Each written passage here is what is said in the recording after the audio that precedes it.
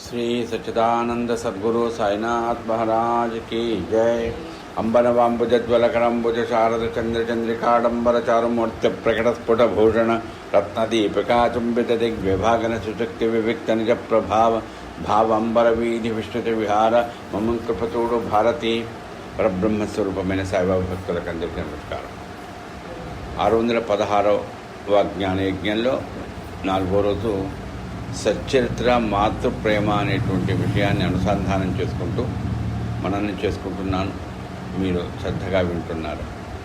అయితే ఈ 2-3 రోజుల నుంచి అంటే మొన్న ఇదంతా మీరు విన్నారు, నేను మననం చేసుకున్నాను। ఎట్లా అనిపించిందంటే హేమాటి పంత్ గారు రాసింది గురు చరిత్ర, మీరు ఎప్పుడు మనం చెప్పేది అదే। ఇక్కడ ఏమి విషయాన్ని అనుసంధానం చేస్తున్నా, మాతృప్రేమతో అనుసంధానం చేస్తాం। అతను నిజంగా అమ్మవారి చరిత్ర వింటున్నామా మనము? గురు చరిత్ర వినడం లేదు, అమ్మవారి చరిత్ర వింటున్నామా అన్నంత ఆ తల్లి ప్రేమ, ఆమె అనుగ్రహము। అంటే అసలు సాయి ఒక గురువు, సద్గురువు అయినా గురువుల కాదు, అమ్మేనేమో కదా। నిన్న మీరు చాలామంది, నేను కూడా ఆనందం పొందా। కాబట్టి అంతటి స్థితి వస్తుందంటే అది ఘనత ఎవరిదంటే సచ్చరిత్ర। ఆ సచ్చరిత్ర ఘనతనంగానే దాన్ని రాసింది ఎవరు? ఆయన, రాయించింది ఆయన। కాబట్టి మనకు ఉదాహరణకు రాముడి గుణగుణములతో సచ్చరిత్రను మనం అనుసంధానం చేస్తాం। ఎట్లా ఉంటుందంటే సచ్చరిత్ర అట్లా మననం చేసుకుంటున్నప్పుడు నేను అనుభవం పొందాను। నిజంగా రామాయణం వింటున్నాం అంతే, సచ్చరిత్ర వింటున్నట్టు ఉంది। అది దేవీ భాగవతం వింటున్నామా, అమ్మవారి చరిత్ర, శివుడి చరిత్ర, కాశీలో ఇవన్నీ పుణ్యమని చేసింది। నిజంగా శివుడే, బాబా ఎవరో కాదని శివుడే। రేపు ఎక్కడ అంటే నీకు ఆ భావనలో ఎక్కడా కూడా తేడా ఉండకూడదు। మనం అమ్మవారి చరిత్ర వింటున్నామా, ఇది సాయిబాబాది కాదు కదా, లేదండి, నువ్వు వింటున్నది, మనల్ని చేసుకుంటున్నది సచ్చరిత్రే। కానీ బాబా ఎవరు అనేటువంటి దీంట్లో నీకు ఏ రకమైనటువంటి భావన, అనుభవం కలగాలో, ఏ సమయానికి ఎలా మీకు ఆనందం కలగాలో ఆ సమయానికి అందిస్తాడు। అది విచిత్రం। అంటే మనకు అప్పటికి ఇవన్నీ అవసరం లేదండి, మాకు ఉద్యోగం రావాలి, మాకు ఆరోగ్యం కావాలి, అంతే, అవే కథలు।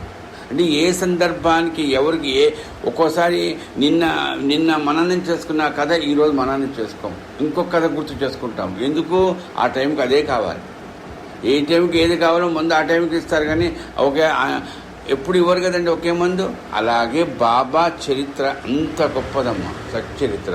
ఈరోజు మీతో పాటు నేను మననం చేసుకుంటూ ఈరోజు గురువారం అందరికీ తెలిసిందే। అయితే ఈ గురుతత్వంలో ఎక్కువ శాతం చెప్పాను మీకు, అది ఒక శిక్షణ, ఒక పద్ధతి ఉంటుంది। కానీ బాబా చరిత్ర ఎట్లాంటిదో నిన్న విన్నాం। ఏ గురువు గారైనా కూర్చోబెట్టి అన్నం తిన్నావా, పప్పు వేసుకున్నావా? ఏ గురు చరిత్రలో ఉందమ్మా? ఏ గురు ఉన్నది? దత్త చరిత్ర ఏదో భిక్షకు వస్తాడని కావచ్చు, ఆయన అన్నదానం చేశాడా? లేదే। అది కూడా ఎంతమ్మా నిజంగా అందరితో కలిసిపోయి లేదే। మరి ఇంతటి చరిత్ర అంటే అది నిజంగా గురు చరిత్ర కాదండి, మనతో పాటు ఉండక మా నాన్న చరిత్ర, మా అమ్మ చరిత్ర అంటే బంధువు అనమాట।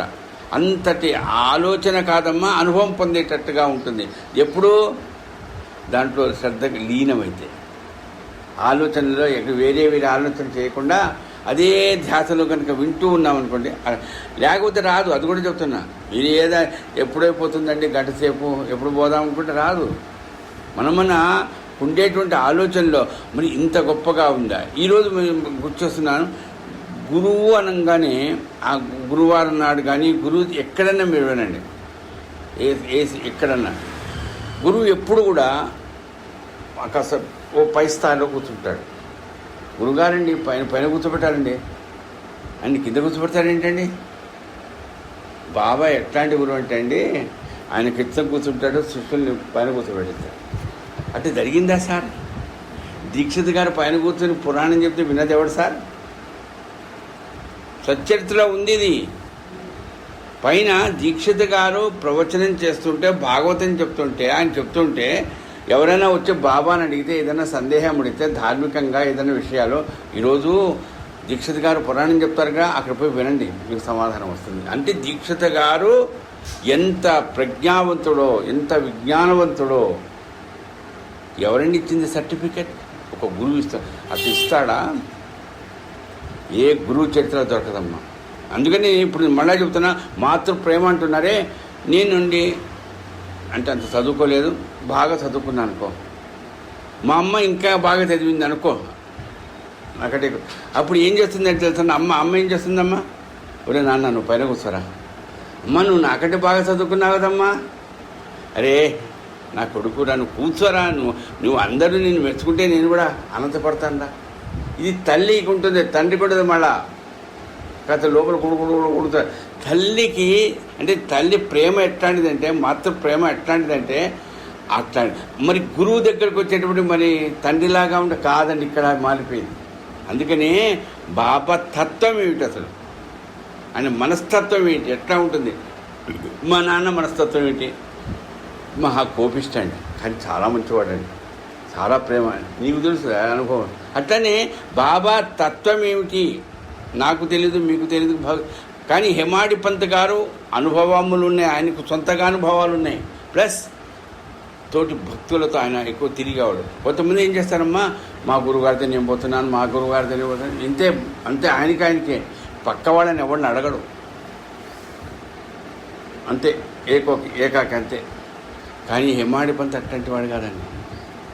హేమాడి పంత్ ఎవరైనా షిరిడీకి వెళ్ళొచ్చారంటే చాలు, ఎప్పుడు ఇచ్చావు, ఏం చెప్పారు బాబా, ఏమనుభవం వచ్చింది, ఎంతమంది చరిత్ర రాశాడమ్మా, ఇంతమంది అంటే ఇంతమంది. అది కూడా వెళ్ళొచ్చావా, సరేలే చెప్పావా, కాదండి, ఒక బంధువులతో మాట్లాడినట్టుగా.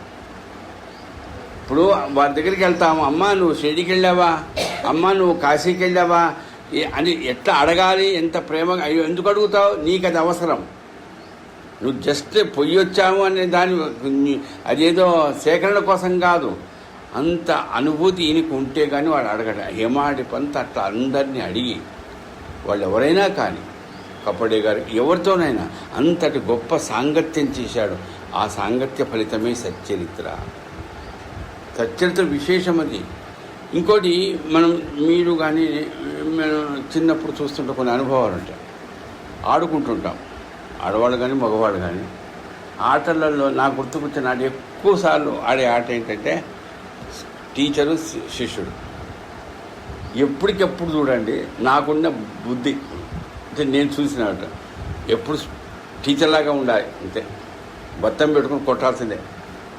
నువ్వు కాస్త ఎప్పుడు ఏంది నన్నే కొడతావు, నువ్వే టీచర్వా, నేను కాకూడదు అంటే ఇయ్యారండి ఛాన్స్.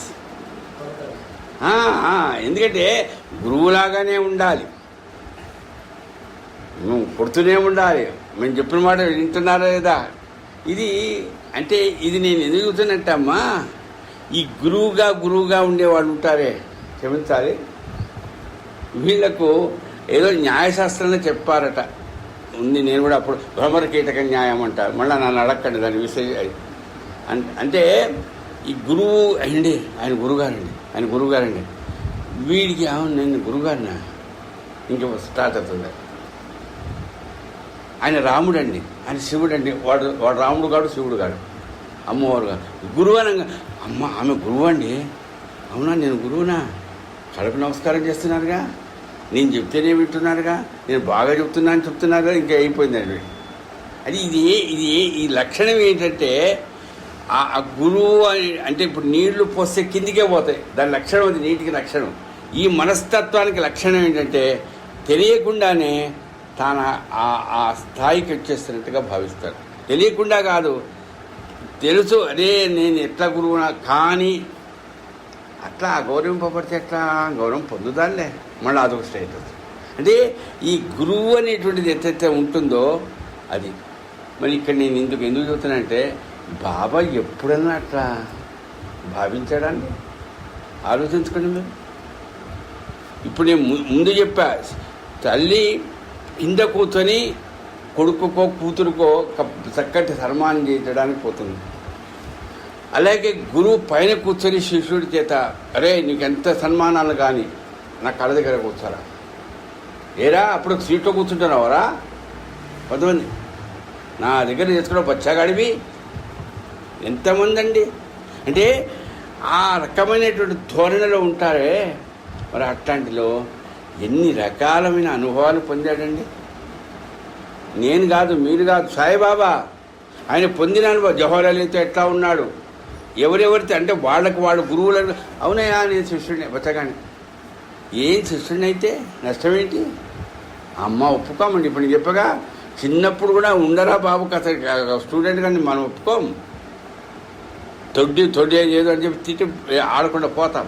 అట్లా నేను శిష్యుడిని, నువ్వు శిష్యుడు బచ్చాగడి కూడా నువ్వు నా దగ్గర. అవును బాబా నేను బచ్చాగడి. ఏందండి? అందుకనే భగవంతుడికి కొన్ని లక్షణాలు ఉంటాయట, 6 లక్షణాలు. అందుకని సుబ్రహ్మణ్య స్వామి షణ్ముఖుడు అనే 6 లక్షణాలు ఉన్నాయి భగవంతుడి స్వరూపమైన. అయితే దాంట్లో ఒక లక్షణం ఈ మహిమ సర్వాంతర్యామితో ఇవి కాక ఒక లక్షణం ఏంటంటే ఔదార్యం అండి, నిరాడంబరత. ఎంతంటే ఎంత ఒదిగి ఉంటాడంటే భగవంతుడు అనేవాడు. మనం అనుకుంటాం అమ్మ ఆయన భగవంతుడండి, ఆయన భగవంతుడండి, ఆయన అమ్మో చాలా మనం జాగ్రత్తగా ఉండాలండి. కాదండి, అంటే మనకంటే మన దగ్గరకు వచ్చి కాళ్ళ దగ్గర కూర్చోడా అదే లక్షణం ఉండాలి వాళ్ళకి. మనకు అది అట్లాంటి దీంట్లో యథార్థానికి ఈశ్వరుడు చూడండి. మనం గురువు అంటున్నాం, మొదటి గురువు అని. ఆయన అంతే, వాడు ఎంతటి అదేది రజోగుణ ప్రధానంగా ఉన్న నేను ఏంద్రా అనడండి ఈశ్వరుడు. అది విష్ణుమూర్తికి మళ్ళీ పడతాయి ఆయనతో. అంటే ఈ గురుస్వరూపంలో యథార్థమైన గురుస్వరూపం ఎట్లా ఉంటుందంటే ఔదార్యంగానే ఉంటారు. తనకు తాను ఎక్కడన్నా గురువుగా చెప్పుకుంటారా? మరి పురాణాల్లో ఉన్నాయా? ఇప్పుడు కొన్ని మన సచ్చరిత వింటుంటే నేను అందుకనే కొంతమందికి బాధ కలుగుతుంది. నాకు నేనుగా గురువు అని అనడమే ఎంతవరకు సమంజసం? ఎక్కడైనా శాస్త్రంలో కానీ పురాణాల్లో ఉందా? లేదండి. అది లేదని నువ్వు ఎట్లంటావా? సాయిబాబా చరిత్ర చెబుతున్నా కాబట్టి డబ్బా వాయించుకోవడమేనా? కృష్ణుడిని ఏమంటున్నాం? జగద్గురు అంటున్నాం. మరి కృష్ణుడు తనకి ఎక్కడైనా గురువు అని చెప్పుకున్నాడా? లేదు చెప్పు. రాముడు అసలు రాముడు గురువు గురించి సంబంధమే లేదు. మరి ఎవరండి చెప్పుకునేది గురువు తన గురువు అని? ఎవరు? ఇప్పుడు రేపు గురు పూర్ణిమ జరుగుతున్నది. వ్యాసుడు ఒకడా కాదని డౌట్ అవుతుంది.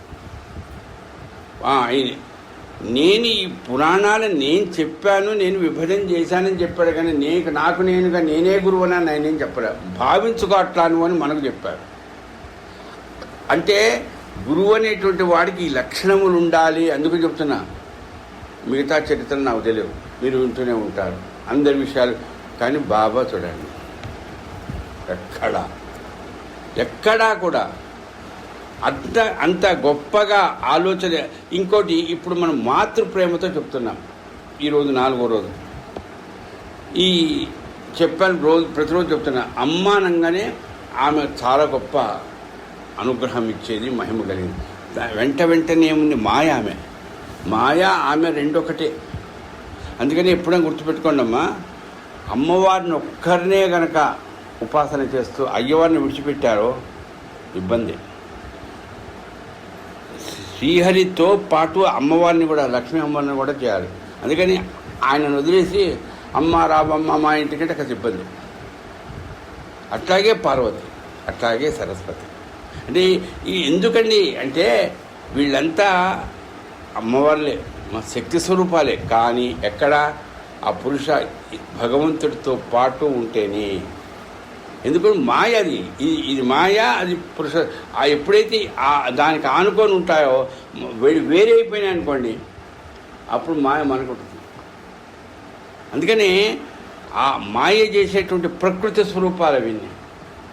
అందుకు నేను ఎందుకు చెప్తానంటే, మీరు ఈ జ్యోతిష్యం కానీ, వేదం కానీ, ఉపనిషత్తులు కానీ అనర్గళంగా మాట్లాడే పండితులను చూడండి.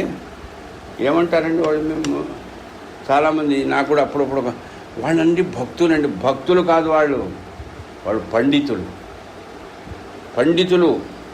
అంటే ఒక విషయాన్ని గురించి చాలా చక్కగా విజ్ఞానపరంగా ఏదేదో విశ్లేషణ చేయగలిగినటువంటి శక్తి కలిగిన అంతే. కానీ ఏముంటున్నాం మనం? వాళ్ళు జ్ఞానస్వరూపాలు అంటున్నారు. ఇంకా కొంతమంది బిడుదలు ఇస్తారు. సరస్వతీ పుత్రుడు అండి. అంటున్నామా లేదా? యథార్థానికి అది పాండిత్యమే. అది మనం అర్థం చేసుకోం. ఎందుకు వస్తుంది అది? అమ్మవారిని మాత్రమే వాళ్ళు ఆలోచన చేస్తారు. మాకంటే అమ్మవారిని నోట్లో అక్షరాలు పెట్టేసిందండి, మేము చెప్పామంటే ఆ పని అయిపోతుంది సార్. అంత అహంకారమా?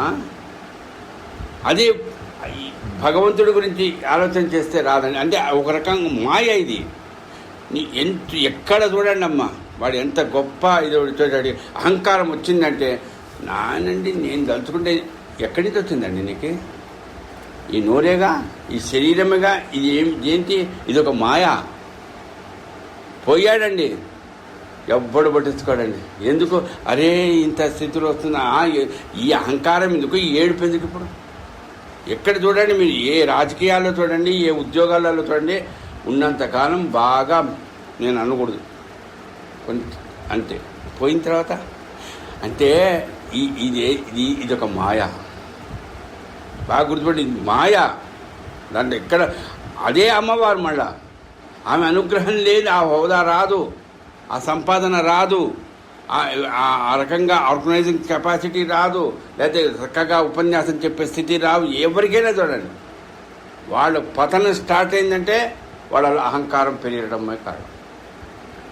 కానీ వాళ్ళు ఎట్లా అనుకుంటారంటే, ఇప్పుడు నేను చెప్పే చూడండి, మేము చెప్తుంటే వింటున్నాను కదా సార్, స్వామి మీరు గురువు అండి అంటే, ఈ విజ్ఞానవంతులు పండితులను కూడా ఒక రకంగా మనం ఏం చేస్తున్నాం, గురువులు. తప్పు లేదు, తప్పని కాదు. కానీ వాళ్ళకేంటంటే, వాళ్ళు ఆ పాండిత్యంలో భగవంతుడి మీద కానీ గురువు మీద కానీ పూర్తి సేవ చేసేటువంటి అనుభవాలు వాళ్ళు చెయ్యరు. ఎందుకంటే వాళ్ళు చేయరు కాబట్టి. నేనంటే సత్యత్వం, ఆత్మసాక్షాత్కారం ఉన్నటువంటి వాళ్ళని మనం తో సాంగత్యం చేయాలి. ఆత్మసాక్షాత్కారం లేనివాడు ఇట్లా మనం చెప్తాను. నేను చెప్పారు హెమ్మాడి పంత్ గారు సత్యం. నేను అవి వదిలిపెట్టండి, కనీసం అందరిలో ఉండే భగవంతుని చూడాయా, ఎందుకు పెంచుకుంటావా ఇదన్నీ?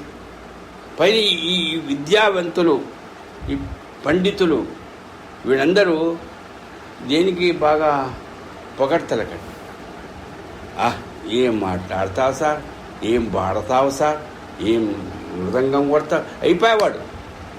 బాబా చెప్పింది ఏమిటో మీరు చాలాసార్లు మనల్ని పొగడ్తలకు పొంగిపోకండి, వద్దు. ఎందుకు? అది మాయమ్మ, అది పెద్ద మాయ. ఏది ఎక్కడో లేదా మాయ, ఇక్కడే ఉంది. నువ్వు అట్లా నీకు వచ్చింది, నువ్వు చక్కగా పాడగలుగుతావు, చక్కగా చెప్పగలుగుతావు. ఇది ఆ అమ్మ నాన్న, అది ఎవరో ఆ ఈశ్వరుడు అమ్మవారి దయ అనుకొని నువ్వు కనుక గురువు సేవలో కనుక ఈ పని చేసావు, అసలు నీకు అహంకారమే రాదుగా. అది మనం నేర్చుకోవాల్సింది. అది వస్తుందమ్మా, రాకుండా పోదు, అది మామూలే. ఇప్పుడు ఈ కాలంలో, ఈ కొత్త టెక్నాలజీ వచ్చినటువంటి ఈ కాలంలో విద్య ఇది ఉందిగా, ఈ విజ్ఞానం ఎక్కడ చూడండి. ఇదే ఒక 20 సంవత్సరాల క్రితం వైద్యం కానీ విద్య కానీ వాళ్ళు ఎట్లా ఉండేవాళ్ళండి? వాళ్ళది వృత్తే, కానీ ప్రవృత్తి, వాళ్ళ ఆలోచన ఏంటంటే మా గురువుగారు చెప్తాను అంటే, నేను ఒక్కడి దగ్గర ఒకటి చెప్తే నేను వినాలా? ఇదండి, ఒకటి చెప్తే నేను వినాలా? వాళ్ళు విద్యావంతులు, అందుకని చెప్తారు విద్య అంటే ఇది కాదు విద్య, అపర విద్య. ఇది పరమాత్మకు సంబంధించినటువంటి విద్య మాత్రమే విద్య, కానీ ఇవన్నీ విద్యలే. ఏ విద్యలు? విజ్ఞానాన్ని ఇచ్చే విద్యలే. దీనివల్ల నీకేం కలుగుతుంది? మాయామోహాలు కలుగుతాయి. నాకంటే వాడు బాగా చూడు, నేను ఎంత చదువుకున్నా, నేను ఎంత కోచింగ్ ఇచ్చినా, నాకు తెలుగా వాడేయాడు. ఏందో ఇద్దా దేవుడు, ఇట్లాంటి వాళ్ళకి ఇస్తాడు. మళ్ళీ ఇది ఒకటి వ్యాఖ్యలు. అంటే ఈ మాయ ఎట్లాంటిదంటే, అమ్మమ్మమ్మ ఎంత అంటే అంత కాదు. ఒక పోటీతనం పెంచుతుంది అన్నీ. కానీ మాయ ఎప్పుడైతే నీ కమ్మిందో, ప్రత్యేకించి ఈ గురువు, ఈ విద్య, ఈ రకంగా ఆధ్యాత్మికంగా కూడా, నేను కూడా చెప్తున్నాను. ఎవరో మధ్యాహ్నం మా ఇంట్లో ఒక బంధువు వచ్చి ఆధ్యాత్మికంగా అవునమ్మా, ఆధ్యాత్మికంగా మాట్లాడడానికి అది ఆధ్యాత్మికత కానీ రాజకీయం కానీ ఏదైనా కానీ మాట్లాడతారు. మాట్లాడినంత మాత్రం మనం ఏమనుకుంటాం, అబ్బా ఎంత గురు సేవకుడు. అవకాశం లేదు అక్కడ, అది లేనే లేదు. నన్ను ఏమిటి ఈ మధ్య నా గురించి ఏం చెప్పడం లేదే మీరు? ఈ మధ్య రావడం లేదేంటి? ఏమైంది మీకు? అంటే ఈ అహం చూడండి ఎట్లా వస్తుందంటే అది తెలియకుండానే వచ్చేస్తుంది. కాబట్టి అది రాకుండా పోవాలి. అది ఎప్పుడు పోతుంది తెలుసమ్మా? ఎప్పుడు పోతుంది మీకు నేను చెప్పనక్కల. చాలా అనుభవాలు మీకుంటుంటే తెలిసిన. ఎప్పుడు పోతుంది? ఈ నోరు పోతేనో, పెరాలసిస్ వస్తేనో, క్యాన్సర్ వస్తేనో, ఇంత చేస్తే దేవుడు ఇట్లా చేశాడు నాకు, మళ్ళీ దేవుడు చేయడం ఎందుకు నాకు అర్థం కాదు. అంతేలే, దేవుడు బాగా నమ్మిన వాళ్ళకి ఇట్టనే అవుతాయిలేండి. ఇది ఒక వేదాంతం. అంటే నేను అది మధ్యలో నీకు అహం పోగొట్టుకోరా నాయనా. వద్దు వద్దు వద్దు, ఏది నీది కాదు. నువ్వు నటుడివి నటిస్తున్నావంతే. అది ఆయన ఆడిస్తే నడుస్తున్నావు తెలుసు, నీకు అనుభవాలు ఉన్నాయి. కానీ మళ్ళీ ఇదే మాయ. ఆ మాయను తొలగించాలంటే గురువు గుర్తుకు తెచ్చుకోవాలి. సత్యతలో కదా ఎవరు? సాముద్రికం తెలుసు, జ్యోతిష్యం తెలుసు కదండి మీకు. గోలకస్వామికి శిష్యుడు అంటే ఎంత గర్వమమ్మా. అంటే జ్యోతిష్యం తెలిసిన వాళ్ళందరూ అట్లా పైన మాకు జ్యోతిష్యం వచ్చండి వాళ్ళని అడిగేటప్పుడు కూడా మనం జాగ్రత్తగా వినేంత అడగాలండి. పని వాళ్ళు చెప్తారు. అవునయ్యా, జ్యోతిష్యం బాగా నేర్చుకుని ఉండొచ్చు, చక్కగా కొన్ని సర్వజ్ఞతతో చెప్పొచ్చు, లెక్కలు పెట్టి చెప్పొచ్చు. కానీ ఆ వ్యక్తిలో ఏముండాలి? నిరభిమానం ఉండాలి.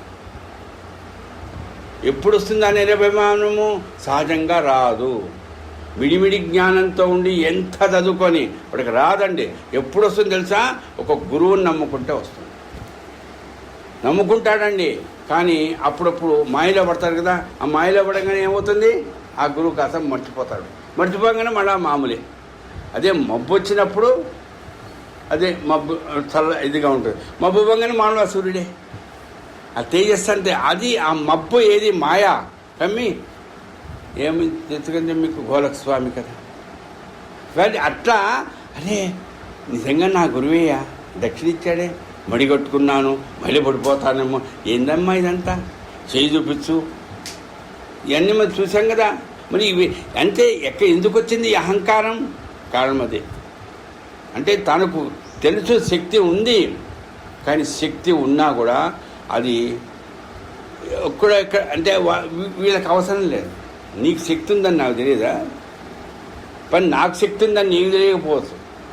ఎట్లా ఉంటుంది ఆ గురువుగారు? ఎట్లా ఉంటా? అబ్బా ఈయనకి శక్తి ఏముంటుందిలే, నేను చూపిస్తే కానీ అదే పిచ్చి. కానీ నీకే శక్తి లేదురా అని నువ్వు నవ్వుల పాలు చేయడం నాకు ఇష్టం లేదు. అది సద్గురువు యొక్క సాయక గొప్పతనం. ఇప్పుడు మనం వింటున్న కథ ఉందే, ఆయన నిజంగా ఏం సామెత చేయి అన్నప్పుడు చెప్పు నాయన నేను చెప్తా తప్ప నీ చెయ్యి చెప్తున్నాడు అనొచ్చు కదండి. అది లేదు సత్యంతో నేను చెప్తున్నా. అట్లా చేయడండి. ఎందుకురా నీకు ఈ అహంకారము? ఎందుకు ఇది? శాస్త్రి గారు ఎందుకంటే చెప్తావు? పైన ఈయన జగత్ ప్రసిద్ధి చెందినటువంటి గొప్ప జ్యోతిష్ శాస్త్రవేత్తని శ్యామ పరిచయం చేయడమా?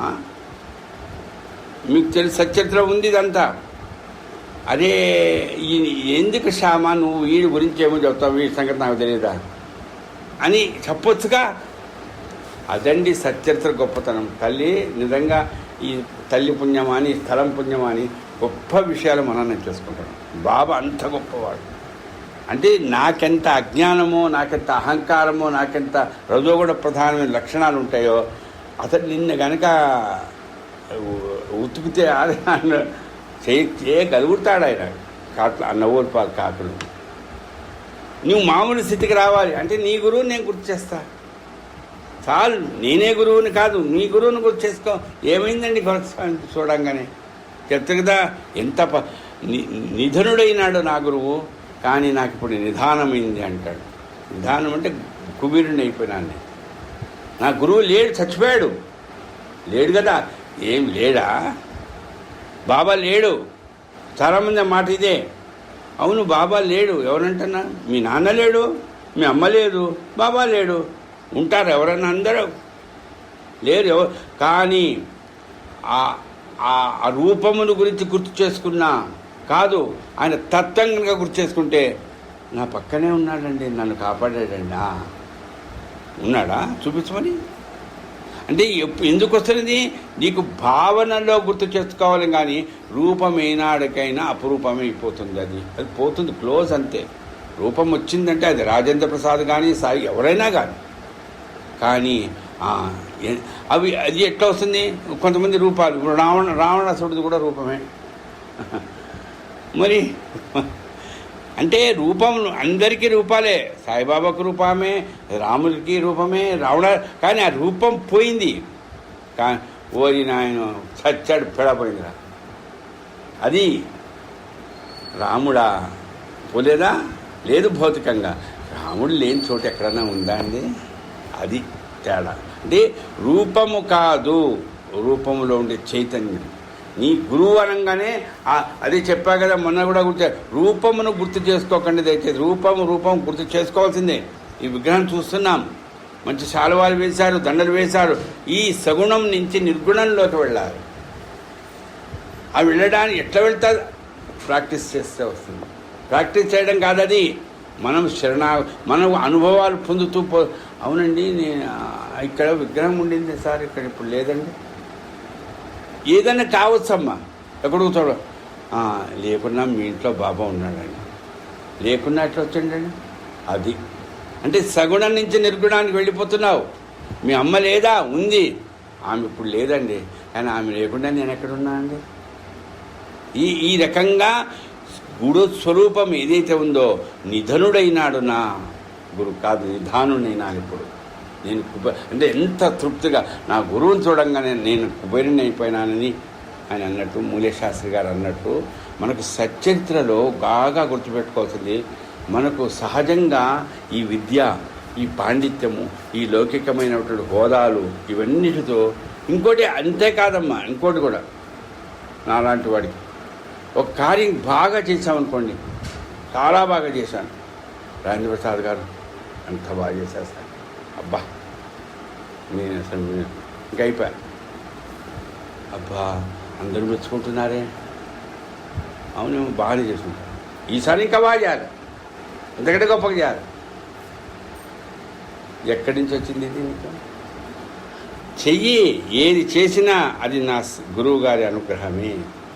చేశానా చాలా గొప్పగా, అవును ఆయన చేశాడు, చేయించాడు, మీరు కూడా దాన్ని సహకరించారు, అంతే అయిపోయా. అక్కడ ఎక్కడి నుంచి వచ్చింది నీకు ఆలోచన రాదు. ఇంకా బాగా అవునయ్యా అప్పటికి నేను ఉంటానో ఉండనో, మీరందరూ కలిసి చేయండి, బాబా ఉంటాడుగా అనే ఆలోచన ఎప్పుడైతే వచ్చిందో అది నిరహంకార స్థితి. అది ఎప్పుడు వస్తుంది? ఆయనను గుర్తు చేసుకుంటే వస్తుంది. ఎప్పుడు గుర్తుపెట్టుకోవాలి, మనం ఎవరిని గుర్తు చేసుకుంటామో దానివలన ఏది పొందుతామో. ప్రత్యేకించి తల్లినో తండ్రినో కూతుర్నో భర్తనో భార్యనో గుర్తు చేసుకుంటే లౌకికంగా మమకారాలతో ఏదో ఆలోచనలు వస్తాయి, కానీ గురువును కనుక గుర్తు చేసుకున్నామంటే ప్రధానంగా నీకు ఉండేటువంటి అహంకారం పోతుంది. ఇంకోటి ఇదే కాదు, మామూలుగా ఎక్కువగా మనం ఇట్లా ఏంటండి గురువుగారు అంటే అంత ఏదో సాత్వికంగా అయిపోతాడండి గురువు. కొంతమంది అంటే ఆ మెతకదనం అనుకుంటారు, ఆ మెతకదనంతో అతను మెతకదనంగా కనిపిస్తాడు. గురువుగారి పేరు చెప్పగానే ఏదో అయిపోతాడండి, అయిపోతాడు. దానివల్ల ఏమవుతుంది? అతనిలో ఏ రకమైన పోటీదనం ఉండదు. నాకు లేదే, ఆయనకుందే, నేను ఇంత చేశానే, చేయలేకపోతానే, నా పుణ్యం నా పాపం నా సౌఖ్యం నా దుఃఖం. ఆ చిదానంద స్వరూపాన్ని ఆ శిష్యుడు పొందుతాడండి. అది ఆ గురువును గుర్తు చేసుకోవడం వలన, గురువు ఎవరండి, శిష్యుడు ఎవరండి, ఇద్దరు ఒకటే పరమాత్మ స్వరూపాలే. అందుకనే హేమాడి పంత్ గారు మొదటి అధ్యాయంలో భక్తి మార్గాలు చెబుతూ, పరాశరుడు అంటే తెలుసు కదా మీకు, అది మీరు మూలం బాగా చదువుకున్న వాళ్ళకి తెలుస్తుంది. గురువుగారిలో దేవుడు ఉన్నాడుగా, మరి నాలో దేవుడు ఉన్నాడుగా, మరి గురువుగారిని నేను పూజించాలంటున్నారు. ఆయన దేవుడే, నేను దేవుడే, ఒక దేవుడు ఇంకో దేవుడు పూజిస్తాడా అని ఆలోచించాడట. భక్తి మార్గాలు చూడండి, నేను దేవుణ్ణే, నాలో చైతన్యం ఉంది, ఆయనలో ఉంది, మరి ఏం చేయాలి నేను? అందుకని ఆయనకు కొత్త రకమైన, కొత్త కాదు, అది నిజంగా చాలా గొప్పది. అదేమిటి? నేను గురువుని ఉపాసిస్తున్నప్పుడు నేను ఏ రకంగా గురువు అని నేనేమనుకోవాలా? ఆయన ఎవరు? ఆయన భగవంతుడే, నేను భగవంతుడినే. కానీ చిత్కళ భావనతో నేను నా గురువుగారిని ఉపాసించాలి. ఇది ఎక్కడ సార్? నాలో భగవంతుడు ఉన్నాడు, కానీ నేనెవరిని? ప్రకృతి రూపాన్ని, మాయారూపాన్ని, అమ్మవారి రూపాన్ని. ఎన్నో ఆలోచనలు వచ్చినాయండి. నిజంగా ఆ శబ్ద ప్రయోగం చూడండి. అంటే భగవంతుడే నువ్వు, కానీ ప్రకృతి రూపం. ఎప్పుడైతే ప్రకృతి రూపం భగవంతుడిని పూజిస్తుందో అప్పుడు ఏమవుతుందో? భగవంతుడిని గుర్తు చేసుకుంటూ ఈ రకం మాయ, ఈ ప్రకృతి రూపంలో ఉండేటువంటి మాయ ఉందే, ఆ మాయ అంటుకోకుండా ఉంటుంది. మాయ అంటుకోకుండా ఉండడం సహజంగా సాధ్యం. మాయ అంటుకోదు ఎప్పుడూ ఆ రకంగాను. ఆ గురువుగారి గురించి నేను కూడా చిన్న సైజు గురువుని అయిపోయినా సార్. ఇప్పుడు గురువుగారికి పూజ చేయాలా? కొంతమంది ఈ పూజలన్నీ అవసరం లేదు సార్. స్టేట్మెంట్లు ఏమన్నా ఎంత పెద్ద ఐఏఎస్ ఆఫీసర్కా, ఎంత పెద్ద ఇదికా, నీ పిల్లవాడికి నీ లెవెల్లో నువ్వు మాట్లాడితే వాడు ఒప్పుకుంటాడండి? అసలు నువ్వు చెప్పలేవు. అట్లాగే ఇవన్నీ ఎట్లాంటివంటే ఇది 3, 4, 5, 7 తరగతుల నుంచి మెల్లమెల్లగా డిగ్రీ దిగి రావడం. అందుకనే నిజమైన గురువుగారు ఎప్పుడు కూడా ఒక భక్తి మార్గంలో చక్కటి కథలు ఉన్నాయమ్మా. సత్యత్తులో నైవేద్యం పెట్టాలా? ఫోటోకి అది కూడా తెలుసుగా కదా, ఇంక నేను చెప్పనాక అందరికీ తెలుసు. ఫోటోకు నైవేద్యం పెట్టాలా? నువ్వు పోతున్నావుగా షిరిడీకి, ఎట్లాగో తెలుసు కదండి కదా. ఏందండి ఇది? ఏం చెప్తున్నాడు సాయిబాబా సత్యత్తుల గురువు తత్వం గురించి? తప్పేం లేదు అది. అట్లని షిరిడీలో ఉన్నాడు కదా, ఇదేంటండి అంటే తండ్రికి ఉన్న నిర్గుణ ఉపాసన. ఆయన భక్తి మార్గంలో ఆయన తిరుగుతున్నటువంటి ఆ సమాజాలు తోటి వాళ్ళ కారణంగా ఆయనకు నిర్గుణ ఉపాసన ఎక్కువ. వెళితే షిరిడీలో ఆయనకు దగ్గర కూర్చోవడమే, కానీ ఆ ఫోటోకు వాటికి నియమంగా పూజ చేయడం వాళ్ళకు అది అంటే అట్లా ఉంటారు అలా వాళ్ళ గురువులు వాళ్ళకి ఇచ్చినటువంటి భావనలు వెళుతుంది. కానీ సచ్చరిత్రలో సాయిబాబా ఎట్లాంటి గురువు అంటే అనేక రకాలుగా ఇప్పుడు ఉంటాయి చూడండి. కొంతమంది సగుణాపాసన అసలు ఒప్పుకోరు, తెలుసుగా మీకు. ఆర్య సమాజ్ కొంతమంది ఉన్నాయి దయానంద, వాళ్ళు అసలు సగుణాపాసన ఒప్పుకోరు. మరి కొన్ని ఉన్నాయి మన దగ్గర. దీపం ఎవరికంటే పెట్టేది మీరు? ఎక్కడ పెడుతున్నారు దీపం? ఆయనే ఒక సూర్యుడు లాంటి వాడే, ఆయన దగ్గర దీపం పెడతారా? ఆ దీపం మీకు కూడా సరిగ్గా కనిపించవు కరెంటు పోతే. ఏం దీపం అండి అది? అవసరమా? 1 పెట్టాలా, 4 పెట్టాలా, ఇమ్మన్నా ఇది ఒకటి ఆగోవాలా? ఎంతమంది అంటారండి. అయ్యా ఇవన్నీ కూడా ఆచారాలు. నీ గురువుగారి ద్వారా నువ్వు ఒకవేళ అది తప్పు అనేటువంటిది చెప్తే యథార్థంగా చెప్పాలంటే అది గురువు స్థానంలో ఆయన చెప్పడం లేదు. బాగా గుర్తుపెట్టుకోండి. నిజమైనటువంటి గురువు, యథార్థమైనటువంటి గురువు ఎప్పుడు కూడా ఎంత చక్కగా పూజ చేస్తున్నావమ్మా, బా ఎంత శ్రద్ధమ్మా నీకు. ఆయనకి అది అవసరమా? అవసరం లేదు. కానీ భలే ఎంత చక్కగా పూలను అల్లినావమ్మా, ఎంత చక్కగా పూజ చేస్తున్నావమ్మా. మీకు తెలుసు అంటే నేను సచ్చరిత్రలో కథలో చెప్తున్నాను. ఇట్లా అట్లనే పిల్లవాడు వెళ్ళి షిరిడీలో ఉంటే మీ ఇంటికి వెళ్తే నాకు అన్నం పెట్టలేదు. ఏంటంటే సాయిబాబా మాట అనడం. ఆకలిగా ఉంది, తలుపు తెరిచే ఉంది, పోయినా కానీ నాకంటూ ఏది తినడానికి లేదు. ఎంత సర్వాంతర్యామండి నిజంగా.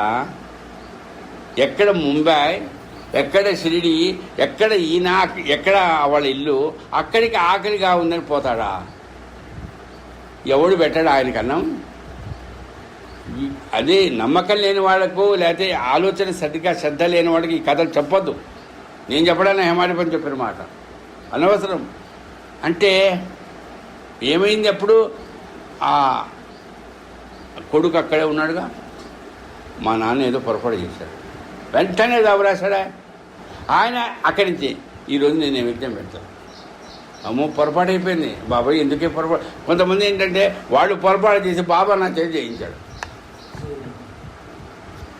స్వామి నవ్వకండి అంటే నవ్వుతున్నా నేనేదో.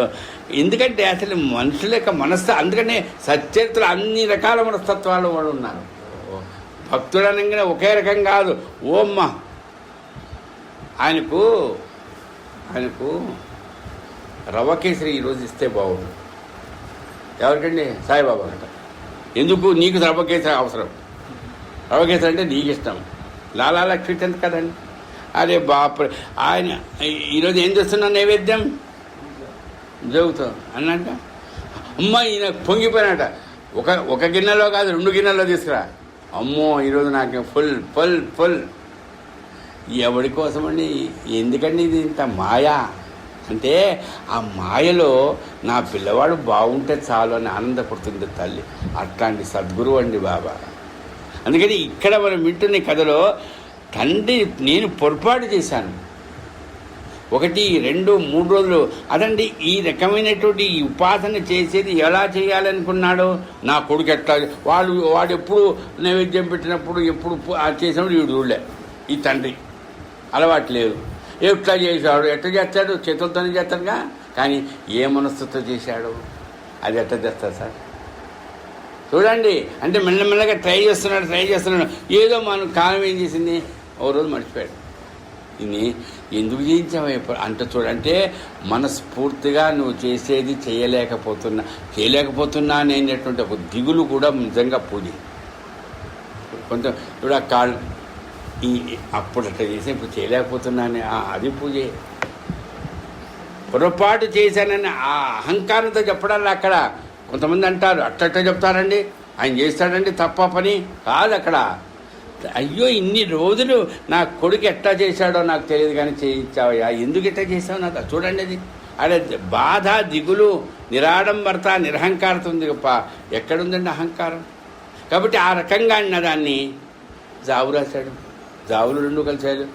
అండ్ ఏమైంది అంటే బాబా సర్వాంతర్యామి. కానీ ఆయన గురువుగా సచ్చరిత ద్వారా అమ్మా మీ ఆచారాలు కానీ మీ ఉపాసనలు కానీ ఏ ఉన్నా కానీ ఏ సాంప్రదాయమైనా కానీ ఒక్కటి గుర్తుపెట్టుకోండి, అహంకారం వద్దు. నా కొడుకు చెప్తే నేను వినాలా? అది రైట్ పో నాన్నమ్మ తీసుకో అంతే. పోతాడు. చెప్పించాడు. అమ్మ నా కొడుకు కూడా ఎంత ఇప్పుడు తెలిసింది. కాబట్టి ఎవరు చెప్తే వినాలి? ఎట్లా విను, నీకు ఇష్టం లేకుండా విను, తర్వాత ఆలోచించు. కానీ ఆ విషయం తెచ్చుకో. ఎంతమంది చెప్తే బాబా విన్నారండి? వీరభద్రపై ఎన్ని తిట్లు తిట్టాడండి బాబాను తెలుసుగా. అందుకనే నేను కథలు చెప్పడంలే తల్లి, ఎన్ని తిట్టాడుగా, విన్నాడు. చిన్నబసపతి కాళ్ళ మీద పడ్డాడు. ఏమైంది? తిట్టినా కాళ్ళ మీద పడ్డా, నేను చేస్తాను. అంటే మనం అనుకుంటాం మనల్ని ఇన్ని రకాల కంటే మనం ఊరుకుంటామా? వాళ్ళ సంగతి ఏంటో తెలుద్దాం రేపు. ఎందుకయ్యా ఇవన్నీ? నిన్ను మెచ్చుకున్నంత మనం పొంగిపోకు, నిన్ను ఏదో విమర్శించినంత మాత్రం పొంగిపోకు. నీ సేవను చేస్తూ పో. అది కూడా వీణునంత వరకు నిరాడంబరంగా, నిరహంకారంగా. అది బాగా గుర్తుపెట్టే. ఏదైనా కానీ సేవ చేస్తారు. ఇప్పుడు నాకు అన్నం పెడుతుందంటే మా ఆవిడ పెడుతుంది, మా అమ్మ పెట్టింది, మీరు పెడతారు. కానీ పెట్టేటప్పుడు ఒక ప్రేమతో గౌరవంగా పెడితే ఎట్లా ఉంటుంది? లేదంటే ఎట్లా ఉంటుంది? అది తినపడతా మరి ఆలస్యం అయిపోయాను ఎట్లా ఉంటుంది? అంటే మనిషి యొక్క ఆ మనసు చూసి, ఆ ప్రవర్తన చూసి. అట్లానే తల్లి లాంటి మనస్తత్వం ఉన్నటువంటి సద్గురువు అండి సాయిబాబా. మాతృ ప్రేమ అన్నాను చూడండి. అంటే ఈ మాయ ఏదైతే ఉందో, ఈ అహంకారం రావడానికి అన్ని రకాలు మనకు సహకరిస్తాయి. దానికేం మనం ప్రాక్టీస్ చేయనక్కర్లా. ఎట్లా పెంచుకోవాలండి అహంకారం? ఎట్లా పెంచుకోవాలండి నేను గురువుని అయిపో అక్కర్లా. ఈజీ మెథడ్, ఆటోమేటిక్గా వచ్చేస్తుంది. కానీ ఆ మాయ నుంచి తొలగించుకోవడం దానికి ఏంటండి ప్రధానంగా ఒదిగి ఉండు. అందుకని ఈరోజు గుర్తు చేసుకుంటున్నాను నేను. నిజంగా హేమాడి పంత్ అనే పిలువబడిన అన్నా సాహెబ్ దాబోల్కర్ ఎంత విద్యావంతుడు, ఎంత విజ్ఞానం ఆయనకు తెలుసు. ప్రతి విషయం అండి. అక్కడ అది మ్యాజిస్ట్రేట్గా పనిచేసినప్పుడు అక్కడ కానీ ఆ వృత్తిలో కానీ లేకపోతే ఏదైనా ఏ కార్యంలోనైనా ఎలా ఉండాలి అన్నీ తెలుసు ఆయనకి. అన్నీ చాలా విషయాలు రకరకాలుగా రాస్తాడు ఆయన. కానీ ఎంత ఆయనకేంటి స్వభావం ఏంటి? వాదించడం. ఆ వాదించడానికి కారణం ఏంటి? వాడు చెప్పేది నేను వినాలా, వాడు చెప్పేది నీకు నచ్చింది అనుకోండి, ఈయనకు ఇంకా తోడు చేసి నీకంటే నాకు బాగా తెలుసు. అసలు నచ్చని విషయం చేస్తే వాదిస్తాడు. నచ్చిన విషయం చెప్పినా నాకు బాగా అన్నీ తెలుసు. కొంతమంది స్వభావం అంతే. అందుకనే గురువు ఎప్పుడు కూడా గుర్తుపెట్టుకోండమ్మా, అది బాబా అవతార తత్వం చాలా గొప్పదని హేమాధిపంత్ రాస్తారే, మనం కూడా చెప్పుకుంటాం.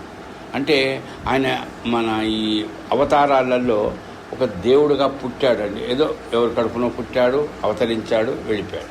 ఏం చేస్తాడన్నా? వాళ్ళని చంపుతాడు. రావణుసుడిని చంపాడు, కంసుడిని చంపాడు. కానీ అంటే చంపుతాడే వెళ్ళిపోతాడు. ఏ గురువు ఎవరినన్నా చంపాడా? లేదు.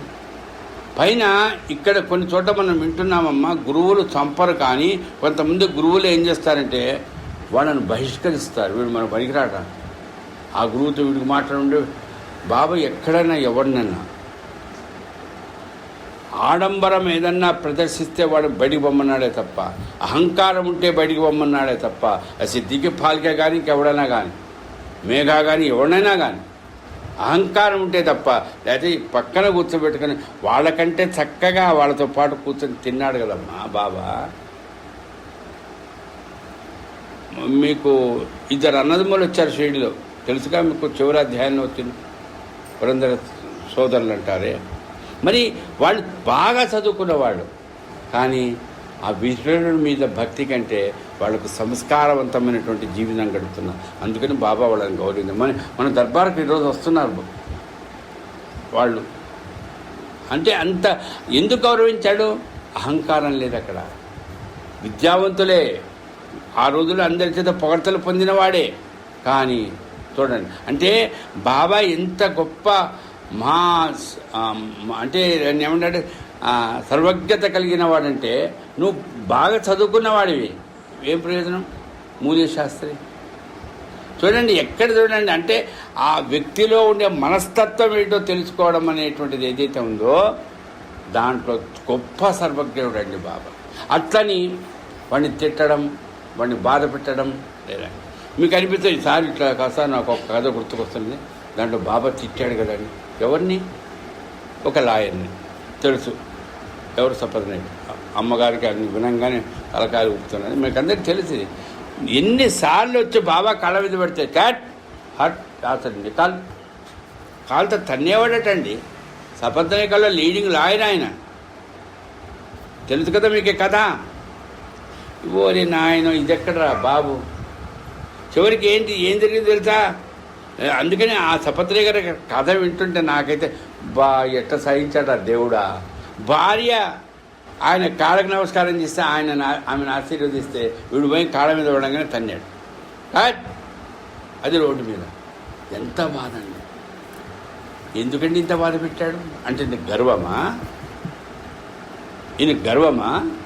కాదు. అక్కడ నువ్వు ఏమనుకుంటున్నావో నిన్ను నువ్వు కాస్తంత నేనేదో నువ్వు నాకు ఏదో నన్నేదో ఎప్పుడో ఏదో రకంగా తిట్టినందుకు, ఆక్షేపించినందుకు నీ కొడుకుని చంపాను అనుకుంటున్నావు.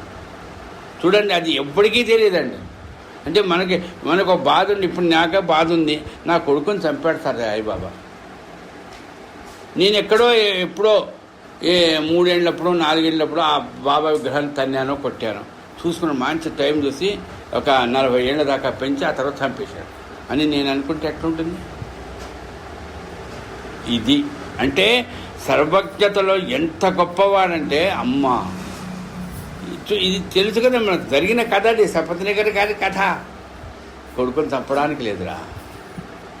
నేను అందుకనే చెప్తున్నా, నీ కర్మను పెంచిపో అన్నాడా? నీ బుద్ధి ఇంతేరా, సస్తేగా నువ్వు బాగుపడవురా. పుట్టుకతో వచ్చింది పుట్టుకలతో పోతున్నట్టే అని అనొచ్చుగా గురువుగారు. మరి ఇంకో గురువు అయితే అని ఉండేవాడుగా. కానీ బాబా కాదు, నాతో నీకు రుణానుబంధం ఉంది, నాతో రుణానుబంధం లేదనుకో నువ్వు అన్నట్టు పంపించేస్తా, నీ కర్మ నువ్వు అనుభవించుకోపో. కానీ రుణానుబంధం ఉందిగా, అందుకని మీ ఆవిడని తీసుకురా ప్రసాద్. నేను చెప్తున్నా, చచ్చిన నీ కొడుకుని భార్య కడుపులోకి వస్తాడు. నీకు నిస్తా. ఏంటండి ఇది సాయి చరిత్ర? మీ బానిసను నేనన్నవాడేమిటి, మీకు నేను సేవ చేస్తా అన్నవాడట ఇట్లా శాసిస్తాడా? అంత శక్తి ఉందా అండి అన్నాడు. దానికి అనుగుణంగా కొడుకు పుట్టాడు. ఇదండి సాయి చరిత్ర. అంటే బాబా నిజంగా ఆయన ఈశ్వరుడే, ఆయన గురువే, నో డౌట్. బట్ గురువుకు ఉండవలసిన ఏది యథార్థమైన నిజమైన లక్షణములు కావు, స్వభావములు అనుకున్నాయి. మనం ఏదేదో గురువులని ఏదేదో కాదండి. ఎంత గొప్ప గుణములు అంటే అంత గొప్ప గుణములు కాదు అవి. అసలు గురువుకి అట్లాంటి గుణాలు ఉండాలి. ఎలాంటి గుణాలు? తల్లికి ఉన్నటువంటి గుణాలు ఉండాలి. అమ్మ ఆ గురువుగారి దగ్గర పోయినా సార్ నేను చచ్చే లోపల మొత్తం ఒక్కసారి కూడా నేను ఎవరికి చెప్పను. వద్దండి, ఆయనేం గురువు సార్ అంటే లేదు. బాబా దగ్గరికి వచ్చిన వాళ్ళకి ఎప్పటికి కూడా అది ఇక్కడ అంటే అంత వాళ్ళ మనస్తత్వం తెలుసు, వాళ్ళకి అహంకారం ఉందని తెలుసు. దానికి ఏం చేయాలి? మార్పు రావాలి. హేమాడి పంత్ అవసరమా గురువు దగ్గరికి పోవాలి? ఏమయ్యా చందోర్కర్ దీక్షిత్ తెలుసు కదా మీకు కథ. పో పో పో ఒకసారి పో. ఎందుకు పోవాలి? అవసరమా? ఎవరికి? ఈ హేమాడి పంత్ తెలుసు కదమ్మా ఈ కథ. అన్నా సాహెబ్ దబోల్కర్ గారికి ఇది స్వభావం. నీకు అట్లాంటి స్వభావం కలిగిన వాడు. అందుకని చెప్తుంటాను చాలాసార్లు మీ ముందు, ఏమని? రుణానుబంధం ఉండాలి సాయిబాబాతో. ఆ రుణానుబంధం లేకపోతే మాకు నమ్మకం లేదండి. మీరు ఏం చెప్పినా మేము వినమండి, అయిపో అంతే అంతే ఉదయాలి. అట్లనే రుణానుబంధం ఉన్నది కాబట్టి రైల్లో ఎక్కి పోతుంటే ఎవడో మార్గదర్శిగా వస్తే వాడిని చూసి అసహించుకుంటే చివరికి వాడు చెప్పినట్టే రైలు ఆగిపోయింది. ఇవన్నీ జరిగినాయా లేవా?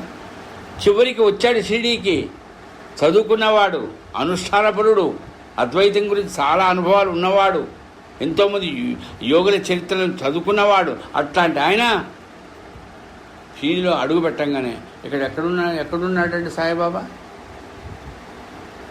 ఎక్కడుందండి? అదే ద్వారకామాని ఇప్పుడు అడుగుతున్నాం. ఆ రోజుల్లో మరి 1910 1910 ఏమని అడిగాడు? టాంగాని దిగి ఇక్కడ సాయిబాబా అట ఎక్కడున్నాడంటే ఎదురుగా వచ్చినవాడు చూడండి. అందుకని ఇప్పుడు నేను పోతున్నా, ఆయన ఎదురుకు వస్తాడు కాదు ఇంకొకరు వచ్చేవాడు మొత్తం. ఇప్పుడు అంటే వీరి ముందు నేను ఏదో అంటున్నాను, ఆక్షేపం చేశానుగా. అంటే నాటకాలు, వ్యవహారాలు, పాత్రలు, ఎవరికైనా నిలబడాలి, ఎవడేం మాట అంతా చెప్తుంటారు వీళ్ళు డైరెక్టర్స్, అంతే కదండి. అట్లాగే నూల్కర్ అనేవాడు ఎదురుగా రావాలి.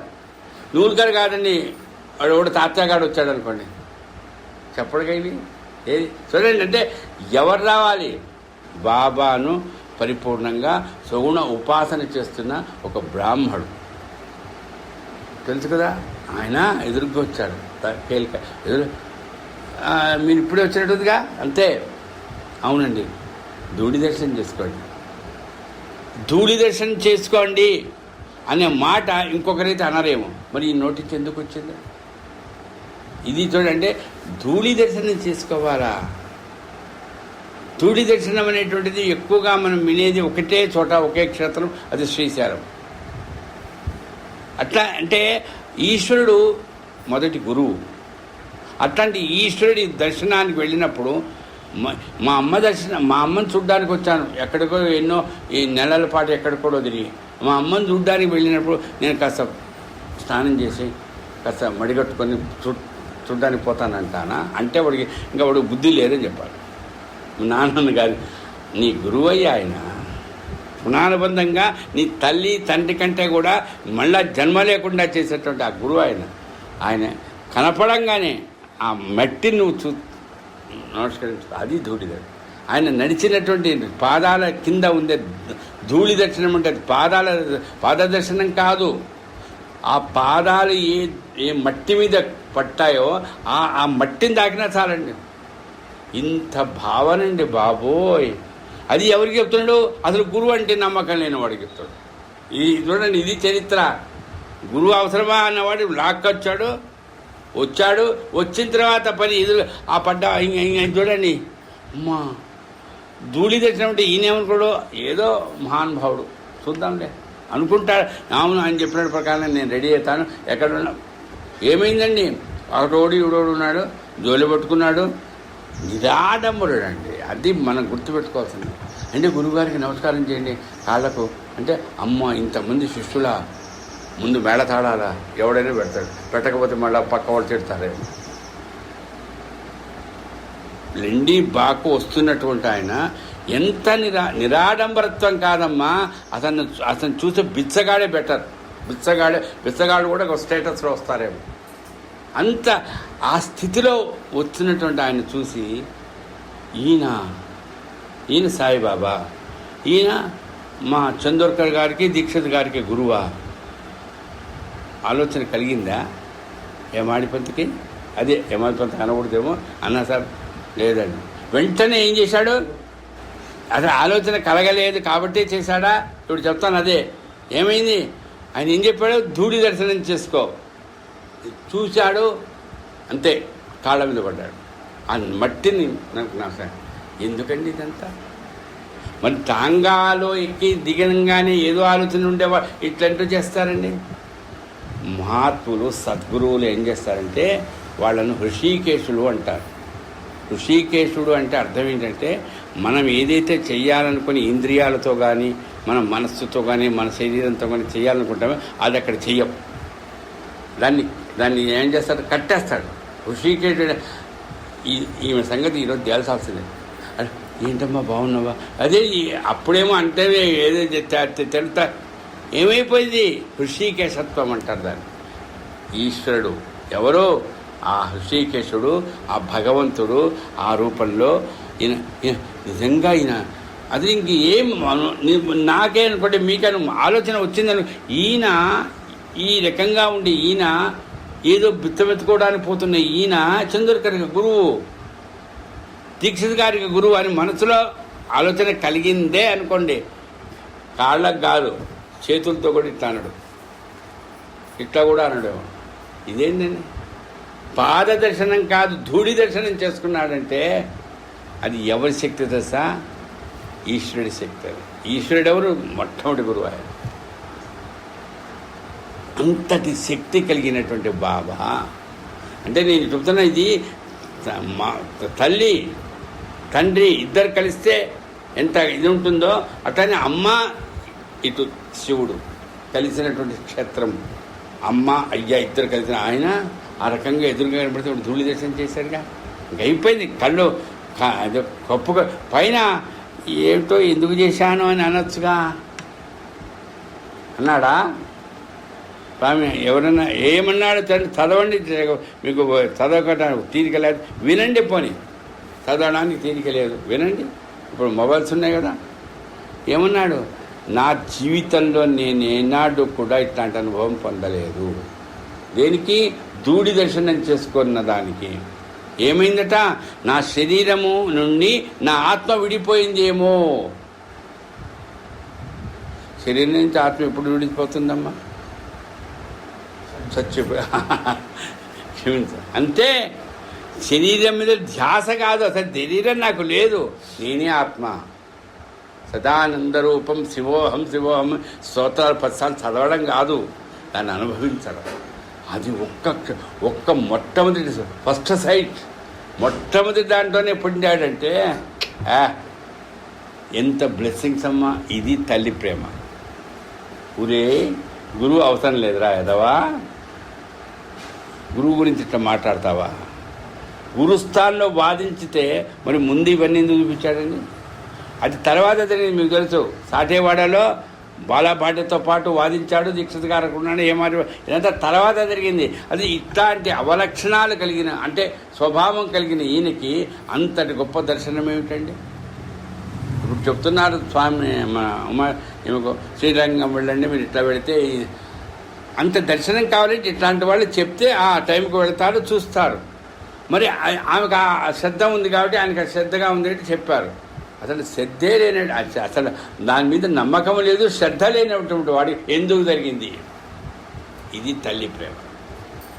ఇది తల్లి ప్రేమ అండి. అంటే మాతృప్రేమాన్ని ఈ తల్లి నాకు ఒక సబ్జెక్ట్ ఇచ్చిందే ఇదండి. అంటే తన వాళ్ళనైతే తన పిల్లలనైతే అరే వీడు బాగుపడాలంటే ఇది కావాలి, చెయ్యాలంటే ఈయన దగ్గర పంపించాలి. ఇష్టం ఉండదు, కానీ పంపించాలి. ఎవరి దగ్గరికి? అట్లాంటి మహాత్ముల దగ్గరికి. ఆ తల్లి చేసే పని. అందుకని ఆ మాయామయమైనటువంటి ఆ తల్లి ఎవరో, ఆ పార్వతి, ఆ అమ్మ ఏం చేస్తుంది? కమ్మేస్తుంది అంతే. అదొక మాయ. ఈ మాయ నుంచి కాక ఆ మాయలో పడేస్తుంది. ఏమైపోయింది? తర్వాత కొద్ది రోజుల తర్వాత మీకు ఏం తెలుస్తుంది? వాదన. అది పోదండి. అదే కొంతమందికి స్వభావం అంతే. ఏం సార్ కాళ్ళ మీద పడ్డాడు, దూరి దర్శనం అన్నారు, ఆ తర్వాత బాబా దగ్గరికి పోతుంటే మనతో ఇవన్నీ జరుగుతాయి.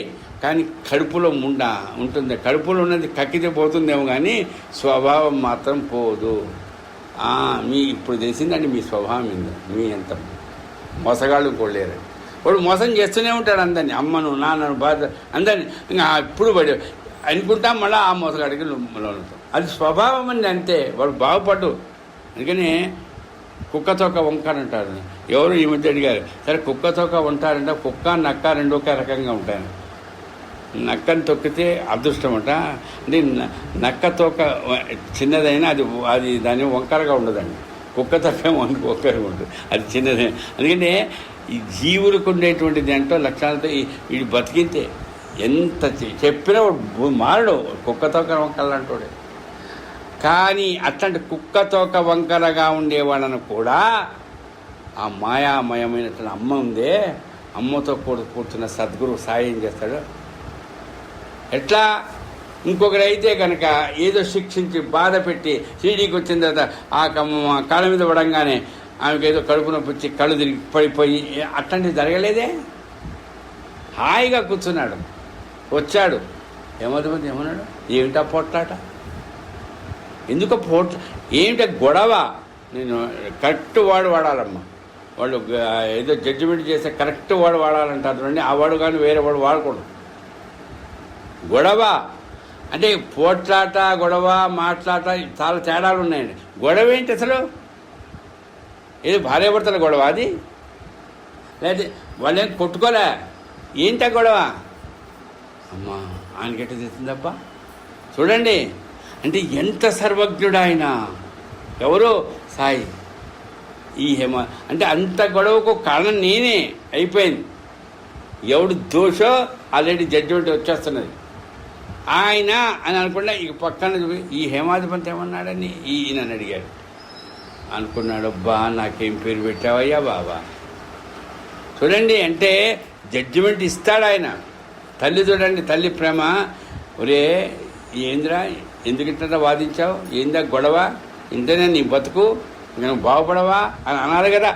కాదండి, అమ్మా నన్ను హేమాధిపతితో పోల్చాడు సార్. చూడండి, తల్లి ప్రేమ అది రుణానుబంధంతో. తన తల్లి ఏం చేస్తుంది, తండ్రి ఏం చేస్తాడు? నీకు రావా అమ్మ లెక్కలు? రేపు సీఎంకి చెప్పి అసలు లెక్కలే తీసి పడేస్తారు. లెక్కలు సబ్జెక్ట్ లేకుండా చేస్తారు. అన్న అట వీళ్ళ నాన్న ఈమెతో. సరే దయచేసి ఏమనుకోకండి, కారులో వస్తూ కొన్ని విషయాలు చెప్పి. అంటే ఆ తల్లి అంటే ఈ అమ్మాయి బాగుపడాలి. భయం దేనికి? లెక్కలంటే. వాళ్ళ నాయనేమో లెక్కల మాస్టర్, ప్రొఫెసర్ ఆయన. అంటే ఇది నెక్స్ట్ టైము ఈసారికి ఎట్లా మొత్తం మీద పాస్ కామ్మా, నెక్స్ట్ అసలు సీఎం అని అడిగి ఈయన పోయి చెప్తే సీఎం గారు ఆ లెక్కలు అనే సబ్జెక్ట్ తీసేస్తాడా? విన్నదట. చల్లి మా నాయన తీసేస్తాడేమో. ఇది జరిగిందా లేదా? నేను అవదని చెప్పడాలి. ఇది సచరిత కాదు, ఇది ఈ కళ్యాణ చరిత్ర. అంటే కళ్యాణ చరిత్ర అంటే ఏమొచ్చింది? కళ్యాణి గారికి బాబా మీద ఉండేటువంటి నమ్మకంలో ఆ గుర్తు చేస్తూ ఎక్కడ కూర్చున్నా, ఎక్కడ మాట్లాడుతున్నా ఆ ధ్యాసం ఉంది. కాబట్టి ఈరోజు నేను అట్లా గుర్తు చేస్తున్నా. అంటే ఎందుకండి ఆ తండ్రికి అంత ప్రేమ? అంత ప్రేమ ఏంటి?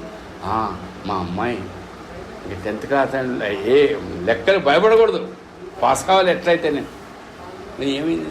నేను ఎందుకంటే బాబా ఇంత వాదన చేసే అథవా ఏందని నీ బతుకు ఏమ్రా ఆయన పైన. ఆయన పోనీ అప్పట్లో డ్యూటీలో ఉన్నాడు. ఇంకా ఈ వాజ్ మ్యాజిస్ట్రేట్. అంతటి గొప్ప హోదాలో ఉన్నా కూడా అరే అంటే అంత వాడిని ఏమన్నాడు? అమ్మా అంత పదవిలో ఉన్నాడు కాబట్టి పొగిడాడా? నన్ను హేమాధిపతి అన్న కాదు, పొగడలా. ఒళ్ళు దగ్గర పెట్టుకో. ఇది తల్లి అండి. అంటే తల్లి పొగుడుతుంది. పొగిడి తల్లి ఎట్లాంటిది? మాయ. బాగా గుర్తుపెట్టు, పొగుడుతుంది తల్లి. కానీ ఆ మాయ అనేటువంటి ఆ అమ్మ మెల్లగా ఏం చేస్తుంది? తర్వాత అమ్మ ఎందుకన్నావు అర్థమైంది, ఇప్పుడు నేను కష్టపడాలి, నేను కాస్త ఒదిగి ఉండాలి అని చెప్పేది కూడా ఆమె. అట్లాంటి పని ఏ స్థాయి ఏ ఏ పొజిషన్లో అంటారు. ఇప్పుడు మీ ఇంట్లో ఇప్పుడు ఎవరో ఒక జడ్జి గారు ఉంటారు. మీ ఇంట్లో జడ్జి ఆయన. మీ ఇంట్లో జడ్జి కాదుగా, కోర్టులో జడ్జి ఆయన. మీ దగ్గరకు వస్తాను, మీ ఆయన నేను జడ్జి, మీ పోయిన ఆఫీస్కి పోయిన వాక్కోపడేవాడు అంతే. అట్లనే మాయ ఆ స్థాయికి వచ్చే గురువు ఎట్లా ఉంటాడంటే మాయ అంతవరకు ఉంటాడు, ఆ పోస్ట్లో ఉంటాడు. ఇంట్లో ఉన్నంతవరకు మాయే. పోయాడు ఆ జడ్జిమెంట్ దగ్గరికి పోయాడు, అప్పుడు ఆ ఒళ్ళు దగ్గర పెట్టుకోవాల్సిందే. అంటే ఆ మాయ ఏమైపోయింది? గురుస్థానానికి వచ్చేసింది. ఇప్పుడు నేను ఇక్కడ కూర్చున్నా, మీ పక్కన కూర్చున్నా, ఏమ్మా ఎవరు కొట్టిస్తావు? ఇవి మామూలు. ఏం జరిగింది? ఇవి. కానీ ఇక్కడ అవన్నీ మాట్లాడితే బాగుంటుందా? అంటే అట్లా ఏ స్థానంలో కూర్చొని ఎవరికి ఏదైనా సద్గురువు అయినటువంటి సాయి మాయారూపమైనటువంటి అమ్మాయినే మనకు కళ్ళు తెరిపించే తల్లి కూడా ఆయన. అట్లాంటి ప్రేమ, అట్లాంటి హెచ్చరికలు ఇస్తాడు. లాభం లేదు, నీకు చెప్తాను. అప్పుడు తెలుసు, అవును తెలుసు మీకు సచ్చరిత్రలోనే ఉంది. రాముడికి కృష్ణుడికి వాళ్ళు ఏం చేశారు? గురువుకు సేవ చేశారు. నేనెంత, నా బతికెంత? అను గురువు అవసరం లేదండి, నేనెంత. అది నీకు నువ్వు అంతర్ముఖుడివి కా, అది తల్లి చేసే పనండి. నేను చెప్తా, నువ్వు రోజు నా దగ్గరికి రా, నా దగ్గర శిక్షణ పొందు. అది మామూలుగా గురువులు చేసే పని. అక్కర్లే, నీకు నీవు ఆప్షన్ నీదే. నీకు నువ్వు ఏం చేయదలుచుకుంటావో ఆలోచించు. ఏం చేయాలి? అహం, మాయ వద్దు, మాయ వద్దు అసలు. ఏ మాయా? నేను ఇంత చదువుకున్నాను, నాకు ఇంత తెలుసు, ఎవడికి కావాలి? ఏమయ్యాడు హేమాధిపంతు? మట్టి పాలయ్యాడు. నువ్వు కూడా రేపు మట్టి పాలవుతావు. కానీ ఆ హేమాధిపంతు మట్టి పాలైనా కొన్ని మంచి పనులు చేస్తే అవి గుర్తు చేసుకుని హేమాధిపంతు అని అంటారు అన్నది. ఇప్పుడు నువ్వు రోడ్డు మట్టును పాలుతావు, కానీ నిన్ను కూడా గుర్తు చేసుకుంటారు. అమ్మా సాయిబాబా చరిత్ర ఎవరు రాశారు? ఈ హేమాధిపంతు. మరి ఎంత గర్వం నాకు. ఇవన్నీ నేను అంటే అది చూడండి, అంటే నా పిల్లవాడు ఎంత విన్నా వాడికి మంచి పేరు వస్తే బాగుండు అని ఆశీర్వదిస్తుందండి తల్లి. పోయిన తర్వాత వాడు ఎవడైనా ఆమె పోతుంది, వీడు పోతాడు. కానీ ఆ తర్వాత చూడు, మా అమ్మ దేవల ఇప్పుడు బాగుపడ్డాను, నేను ఎవరింటికైనా పోయినా రోడ్డు మీద పోతున్నా, నన్ను బాగున్నారా అని పిలుస్తుందంటే అది మా అమ్మ దయ అని అనుకుంటాం, మా నాన్న దయ. కాబట్టి ఈ రకంగా బాబా చరిత్ర ఎట్లాంటిదంటే మన ప్రవర్తనలో మనకుండే అహంకారం, మాయ. నేను అంటే ఇక్కడమ్మా చాలా సులభమైంది పెట్టుబడి లేని ఆదాయం ఏంటంటే అహంకారం తెచ్చుకోవడం. పైసా పెట్టుబడి అక్కర్లా. ఒక్క చిన్న పని అయిపోయిందంటే చూడండి నేను చేశాను, ఇంకా మళ్ళా ఇంకా చేస్తాయి. ఎందుకు వస్తాయి అవి? ఎందుకు వస్తాయి అంటే అంతే. పైన ఇంకో విచిత్రం చేస్తామా, ఇట్లాంటి అహంకారము ఈ మాయల్లో ఉండే వాళ్ళకే అన్నీ సమకూరుతాయండి. ఏమ్మా అబద్ధం చెప్పడాగా ఈ మామూలుగా వద్దురా నాయన, ఈ కాస్త గురువుని నమ్ముకో కాదు, సేవ చెయ్యి, సాత్వికంగా ఉండు, నిరభిమానం. లేవండి వీళ్ళకందరికీ ప్రతికూలాలే. సాధన అంటారు, ఏదో అంటారు, కష్టాలన్నీ వస్తాయి. కాబట్టి బాగా గుర్తుపెట్టుకోవాల్సింది, యథార్థవాది లోక విరోధి అని మనం అంటామే. అట్లాగే నిజమైన గురువు ఎప్పుడు కూడా మాయలో పడేస్తాడు, కానీ ఆ మాయ నుండి తొలగిపోరా అని చెప్తాడు. ఎప్పుడు ఆయనకు రుణానుబంధం ఉంటే, అది బాబాతో మనకు ఆ రుణానుబంధం ఉంది. కాబట్టే అందుకే ఈ తల్లి చెప్పినట్టుగా ఇప్పుడు ఏదో చెప్పా, ఎన్ని కష్టాలమ్మా, ఎన్ని కష్టాలు. ఈమె కానీ ఎవరైనా ఎందుకు మళ్ళీ అదే సచ్చరిత్ర. నిన్న ఏదో వింటూ స్వామి మీరు షిరిడీలోనే సచ్చరిత్ర, నామ సప్తాహం కాదండి, మీరు సచ్చరిత్ర అన్నా, అది నా సాధ్యం కాదు. నాకు అంటే నేను సాధ్యమవుతుందా కాదు, అది మీ సహకారం సాంగత్యం వల్ల సాధ్యమయ్యేది. అప్పుడు నేను అనిపించింది, షిరిడీలో అంటే ఎందుకు ఎవరింట్లో వాళ్ళు పెట్టుకోవచ్చు, అది షిరిడి కదా అనిపించలేదు ఆమెకు. అంటే ఆమెకు ఆ ధ్యాస అక్కడ అట్లా ఉంది. ఆ షిరిడిలోనే కొన్ని రోజుల పాటు చక్కగా సత్యత అంటే ఇది ఎత్తుకొస్తుందంటే మనం వింటున్నప్పుడు మనం బాబా మీద మనకుండే దృష్టిలో ఒక తల్లిలాగా ఒక తండ్రిలాగా చక్కటి ఒక ఉత్సాహాన్ని కలిగిస్తాడు. అలాంటి ఉత్సాహం కలిగిస్తూ చూడండి, కలిగిస్తూ ఏం చేస్తాడు? నిరహంకారత ఉత్సాహం కలిగిస్తాడు. ఏమ్మా నువ్వు అన్నావు కదా, ఎక్కడ స్వామి నా వల్ల కదా ఊరికి అన్నారండి. అందండి ఉత్సాహం నేను కాదండి, బాబా మీకు చేస్తాను. చూడండి ఆ డైలాగ్స్ ఎట్లా మారిపోతాయంటే అంటే నేను స్వామి మీరు చేయాలి షిరిడిలో, దయచేసి ఏమనుకోకమ్మా, నిజమే ఆ తల్లి నాకు ఇచ్చిన ఆశీర్వచనం. కానీ అది ఎట్లా జరుగుతుందమ్మా, ఎంత ఎంత ఇది చేయాలి, కానీ చేస్తాను అంటే ఆ ఉత్సాహం ఉంటుంది. ఉత్సాహం అనేది కూడా ఒక రకంగా అహంకారం. కానీ ఆ ఉత్సాహం అనే అహంకారంలో 108 రోజుల ఎక్కడ ఉనండి లేదు, చెయ్యాలి. చేస్తావా? ఎవరు చేస్తారు? నేనే చేయాలి. ఎక్కడో వేరే గుళ్ళో కాదుగా, మనం చేయకపోతే ఇంకోటి చేసుకుంటాడు. కానీ ఇక్కడేంటి, ఇంట్లో నిద్రపోవాలా అక్కర్లేదా, అన్నం తినాలా అక్కర్లేదా, అందరి బట్ట ఏందమ్మా ఇది. అతను నిజంగా నాకన్నా అమ్మ ఈ మల్లికార్జును ఈ పద్మావతమ్మ గారికి నేను ఎన్ని జన్మలని తినా పాదాలకు నమస్కారం చేయాల్సింది. నేను అంత గొప్ప, ఎందుకంటే ఆచరణ కాని పని అంటే ఎవరి వలన కాని పని అది కాదు. అంటే నేను ఒక వారం 10 రోజులు ఏమమ్మా ఆవిడ ఏముంటుందో, మా అమ్మ ఏముంటుందో అది ఇన్ని ఆలోచిస్తానే. పెద్ద ఇల్లు ఉంది, పైన మండపం నాది పెద్ద ఉంది, అన్నీ ఉన్నాయి, మైక్రోఫోన్స్ అన్నీ ఉన్నాయి. కానీ మరి ఈ తల్లికి ఇది ఇల్లు. అందుకని ఎవరు పద్మావతమ్మ గారి పెద్ద ఇల్లేనా, పెద్ద ఇల్లా చిన్న ఇల్లా, 2 కోట్లు ఉన్నాయా 3 కోట్లు ఉన్నాయా అంటే అట్లాంటి వాళ్ళే చేయగలుగుతారు 108 రోజులు. కాదు, ఇది ఎవరు చేశారు? ఆమెకుండే ఆ సంకల్పంలో, ఆమెకుండేటువంటి ఆ నిరాడంబరతతో, నిరహంకారతతో. నిరహంకారమేనండి అది, ఇంక వేరే కాదు. నేను చేశాను, ఈసారి ఒక సంవత్సరం మాట చేద్దాం కాదు, జరిగింది ఇది. అదే స్థితిలో మనం ఉందాం, మనకు అదే ధ్యాస ఉండాలి. ఆ ఆలోచన రావడమే గొప్ప. అందుకని నేను చెప్తున్నా, చాలామందిని చూసా చేస్తారు, ఈసారి ఇంకా బాగా చేస్తారు. సరే ఈ కాన్ఫరెన్స్ సారి మళ్ళీ ఆ మాట 108 రోజులు చేశారు కదమ్మా కళ్యాణ్ గారు, ఈసారి సంవత్సరం చేద్దాం అన్నదా? నాతో అయితే అనలేదు. నమస్కారం. ఎందుకు? అహంకారం లేదు, ఉత్సాహం ఉంది. ఉత్సాహం కాదు, పూర్తి నిరహంకార స్థితి. నువ్వు చేయించవద్దు. నా శరీరము, నా కాళ్ళు, నా చేతులు కాదు, నిజమే నాదే. కానీ అక్కడెక్కడా కూడా నన్ను అదేమంటారు అవహేళన చేయొచ్చు. ఏమమ్మ బుద్ధుందా లేదా ముసల్దానివి, ఎందుకు పెట్టుకున్నావు చూడు మధ్యలో, ఆ మాట నీకు నాకు ఇద్దరికి దెబ్బే. అంతే కదమ్మా, ఇద్దరికి. అటు ఏమమ్మా ముసలాయన నమ్ముకున్నాడు, ఈ ముసలా బిడ్డ చేసింది, మధ్యలో కాస్త ఏదో అయింది. ఏంటిది? విగ్రహం కలగకూడదు. ఎందుకు? ఆ కార్యం అయింది. అహంకారం లేదు. ఎంత పేరు వస్తుందమ్మా, మీరు వద్దనుకున్నా వస్తుందమ్మా. ఇప్పుడు నేను చెప్తున్నా 616 ఏంటిది? అందుకని మీకు ఎవ్వరికీ తెలియదు, మీరెవరు చూడలేదు.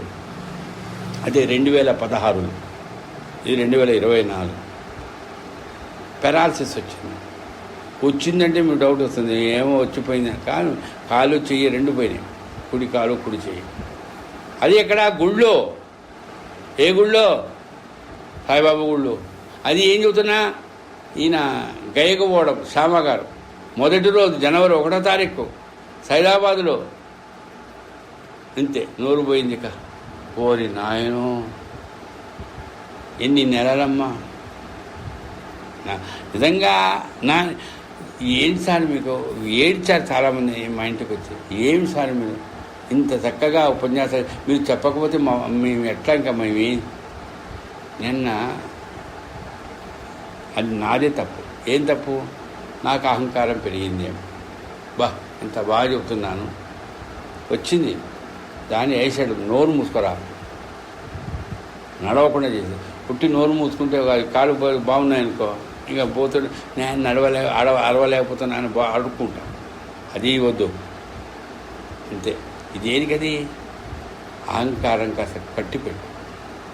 అందుకని నేను ఈ రోజున అప్పుడు మరి ఆ నంబర్ ఎంతో నాకు గుర్తు లేదు, సైదాబాద్లో ఈ 2016 నుంచి 2024 ఈ రోజున ఆ రోజులో ఉత్సాహం లేదంటే ఉంది, ఈ రోజున ఉత్సాహం ఉంది. కానీ అయ్యా ఇంతమందిని పరిచయం చేసావు కొత్తగా, నాకు మళ్ళా ప్రాణం పోసావా, నాకు మళ్ళా ఉత్సాహాన్ని కాదు. ఆలోచించగలం కాదు, అనుభవంలో నువ్వు చెప్పవు. నేననేది లేని స్థితిలోనే ఆనందం పొందుతావు. ఈరోజు పొందుతున్నా. నిజంగా తల్లి ప్రేమతో సచరిత్రను అంటే పెద్ద కష్టమేం కాదనుకున్నాను. ఎన్ని విషయాలు వస్తున్నాయండి. కాబట్టి హేమాది పంత్ అని పిలువబడినటువంటి ఆయన చివరిగా ఒకటి గుర్తు చేస్తాను. రోజు మరి ఆలస్యం అవుతుంది, పర్వాలేదు. గురువారం ఎంత ఒదిగి ఉండాలి, ఎంత నిరాడంబరంగా ఉండాలి, ఏం సార్ అంత ఒదిగి ఉండాలా సార్? ఎంత గురువును అంతే. ఇంకోటి గురువులు చెప్తారండి, ఒరే ఒదిగి ఉండరా అహంకారం, కానీ వాళ్ళ దగ్గరకు వచ్చేటప్పటికి చెప్పనక్కర్లే, చెప్తున్నారు ఉంటుంది అంతే. ఆ స్టేటస్ మెయింటైన్ వాళ్ళు స్టేటస్ మెయింటైన్ చేయలేదనుకో పక్క వాళ్ళు ఊరుకోరు. ఆ శిష్యులు ఏం సార్ మీరు గురు అట్టండి రేపు ఇంకోటి వచ్చి ఇంకోటి అంటాడు. నేను చూసా కొంత చోట్ల గురువుగారు, ఏందండి మీ అట్లా అట్లా ఈసారి ఎవరు వస్తా అట్లా మీరు అనకండి, కొన్ని వీడిది పోయి అంతే. గురువుగారని వాళ్ళు సూచనలు ఇస్తారండి. ఎందుకంటున్నా అంటే నిజంగా సద్గురు సాయిబాబా ఇంత సర్వజ్ఞత, ఇంత మహిమ, ఇంత శక్తి కలిగినటువంటి మనస్సులు నిజంగా ఏముందో, లోతులో ఏముందో కూడా తెలుసుకోగలిగిన ఆయన తాను కూర్చున్న బండ మీద తాను కూర్చొని అందరికీ ఏదో సలహాలు ఇస్తూ, ఆ బండకు శక్తి ఉంది. అబ్బో ఈయన చాలా చెప్తున్నాడు అనుకొని పనికి మాన్నవాడని అందరి చేత ఒక గుండా లాంటి వాడు, ఆడు ఏం మాట్లాడతాడో ఆడిగే తెలియదు అని పిచ్చోడు లేకుండా నానాబడి వచ్చి లే అన్నాడా? అబద్ధం చెప్పడానికి లేచాడు. పోనీ లేవడం బాగానే ఉంది, పోనీ ఆ సీట్ ఖాళీ అయిందా బండ, ఆయన కూర్చున్నాడు. ఎవరు? నానావళి. ఇప్పుడు మనం ఏ బండకైతే పోయి నమస్కారం చేస్తున్న నానావళి కూడా దాని మీద కూర్చున్నాడుగా. అదేమన్నా అశుద్ధి అయిపోయిందా? అరే నానావాడు కూర్చున్నాడు రా, రేపు బండ కానీ తీసేయండి, ఆ యథవా నన్నే ఏందో అన్నాడా బాబా? ఆ నానావళి కూర్చున్నవాడు ఇప్పుడు ఎట్లున్నావు అడిగాడు. ఉమ్మా ఇది జరిగిందండి. ఏమన్నాడు? షిరిడీలో ప్రవేశించినప్పుడు ఎట్లున్నాను, ఇప్పుడు బాగా అట్లాగే ఉంది. ఇదండి నిజమైన గురువు. నిజమైన గురువు కాదు, నిజమైన మాతృస్వరూపంతో ఉండేటువంటి గురువు. ఎప్పుడైనా బిడ్డ పుట్టినప్పుడు ఎట్లుంటుందో పెరిగేదాకా అట్లా ఉండదండి. పెరుగుటే శరీరానికి ఉండే లక్షణం. కానీ ఎంత పెరిగినా శరీరం పెరగాల్సిందే, కానీ బుద్ధి కూడా పెంచాలి. కానీ బుద్ధి పెరిగితే మనకు నేను సంపాదించాను, ఏం సంపాదించాను అంటే ఏ బుద్ధి పెరగాలి? యథార్థమైన స్థితిని తెలుసుకోవాలి. అది అంటే శరీరం కొంచెం అంటే పసిపిల్లవాళ్ళలాగా ఉండడం అంతే. అందుకని చెప్తాను, సహిరహం నజర్ కరనా బచ్చోంకా పాలన కరనా. మేము పిల్లలం, మేము శిష్యులం కాదు, మేము చదువుకున్న వాళ్ళం, పిల్లోళ్ళం అంతే. అందుకనే అరే ఇంత వయసు వచ్చింది, 50 ఏళ్ళు వచ్చిన గాడిద ఇంకా పిల్ల చేష్టలు చేస్తావని అంటుంది తల్లి తండ్రి. పిల్ల చేస్తారంతే, అయినా వాళ్ళకు అట్లనే మేము పిల్లలం బాబా. ఈ రకంగా ఒక గురువు దగ్గర ఏనాడు తను గురువు అని చెప్పకుండా పోయి చెప్పుకోవడానికి ఎక్కడన్నా ఏదండి చెప్పుకోకపోతే ఎట్టండి, ఆయన గురువుగారండి ఆయన చెప్తారు కదా, వీళ్ళేదో చెప్పారు. కానీ అట్లా మరి చెప్పారు కదా భగవద్గీతలో శ్లోకం చేసే చందోర్కర్ గారికి. పోనీ ఆయన ఏమంటే సొంతంగా చెప్పాడా? భగవద్గీతలో తద్విద్య ప్రణిపాత అనే ఒక శ్లోకం ఉంది జ్ఞానయోగంలో. ఆ శ్లోకంలో ఉండే అర్థం చెబుతూ ఆయన తన తత్వదర్శనం ఎందుకు చెప్పుకోలేదని అడిగాడు చందోర్కర్ని. కొంతమంది ఏం చెప్తారు తెలుసమ్మా, మీరు విన్నారో లేదో, ఈ పండితులు ఎప్పుడూ ఏదో రకంగా పాండిత్యంలో గొప్పతనం చెప్పు. అసలు బాబా ఆ రకంగా ఆ భగవద్గీత గురించి ఎప్పుడు ఉండదు, ఈయన హేమాది పంతుగా చందోర్కర్ కాదు ఏదో అతిగా రాశారు. ఇంతేనమ్మా. ఇప్పుడు ఎక్కడ మనకు నమ్మకం ఉంటే మన అమ్మ గురించి, మా నాన్న గురించి, మా మేనమ్మ గురించి నేను చెప్తాను, బయట వాడి గురించి ఎందుకు చెప్తాను? వాడికి ఏం అవసరం అండి? ఇంత జరుగుతున్నదమ్మా. అంటే భగవద్గీతలో ఒక శ్లోకం అర్థం. మరి ఈశావాసోపనిషత్ భగవద్గీత అదేమన్నా శ్లోకమా, అదేమన్నా ఛందస్సా, అది మంత్రం. అది పెద్ద పెద్ద పీఠాధిపతులే చెప్పలేరే, మరి పనిపిల్ల చెప్తుందంటమైంది. పనిపిల్ల చెప్పింది నాకు బుద్ధి వచ్చింది అన్నాడు దాతగాడు. ఇదండి సచ్చరిత్ర. కానీ దీన్ని అర్థం చేసుకోవడం కాదు, దాన్ని ఏమంటారు, ఇంకోటి కాదమ్మా. మనకుండే రుణానుబంధంలో మనం ఎంత వీలైతే అంత నిరహంకారంతో నిరాడంబరంగా తోటి బంధువులతో ఎట్లా ఉండాలి. ఇప్పుడు అసలు ఎట్లంటే నేను కొన్ని విషయాలు బాధాకరమని చెప్తుంటాను. ఒక తల్లి కడుపున పుట్టిన 3 పిల్లలు ఉంటే ఈ రోజులో ఎట్లుంటున్నారంటే తల్లి తండ్రి అక్కడ ఉన్నా కూడా వాళ్ళ లెవెల్స్లో వాళ్ళు ఉంటారు. అదే అమ్మా నాన్న దగ్గర ఆ లెవెల్స్ ఏందిరా? అదే అక్క చెల్లెలు ఉండరు మరి, అంటే ఎక్కడో నుంచి పోతారుగా. ఏంటంటే ఇది నేను చదువుకున్నాను, వాడు సరిగ్గా చదువులేదు. ఎవడికి రా నీకన్నా అర్థం కాదు. మనం ఎవరం, ఎన్నిసార్లు చదివావు, ఏమి చేసి కాదు, ఏమీ చేసిన వాడి దగ్గర పోయి వాడి కాళ్ళు కడిగాడు కదండి. ఎంత తను డాక్టర్. ఎవరండి? పిళ్ళే. ఆయన డాక్టర్ పిళ్ళే ఆయన పేరు. ఆయన కాళ్ళు పట్టుకొని వారం రోజులు ఆయన సేవ చేసింది ఎవరండి? ఈ సద్గురు. మరి తల్లి ప్రేమ కాకపోతే ఏ ప్రేమ అండి? అంటే తల్లి ఎప్పుడు కూడా గురువు, అరే నీ కాళ్ళని పట్టుకుంటారా? ఎవరు పడతారు? మా అమ్మ నా కాళ్ళు పట్టుకుంటున్నాను. కాళ్ళు అసలు నిజంగా చెప్పకూడదు, కానీ అసహ్యమైన ఆమె చూసుకుంటుంది. మరి అట్లాంటి తల్లి లాంటి ఆ గురువు గురించి ఈ రకంగా మనం వింటున్నామంటే, చివరికి చెప్తున్నానమ్మా, మనం ఎంత గొప్పగా ఆలోచిస్తే, మనం ఎంత గొప్పగా ఇంత ప్రేమ ఉంది తల్లి ప్రేమ అని ఆయనకి ఏదైనా కాస్తంత గౌరవంగా సన్మానం చేస్తే ఒప్పుకోడు. ఫస్ట్ పాయింట్ ఆడంబరము అహంకారం లేదని ఒప్పుకోడు. ఇక ఒప్పుకుంటాడు.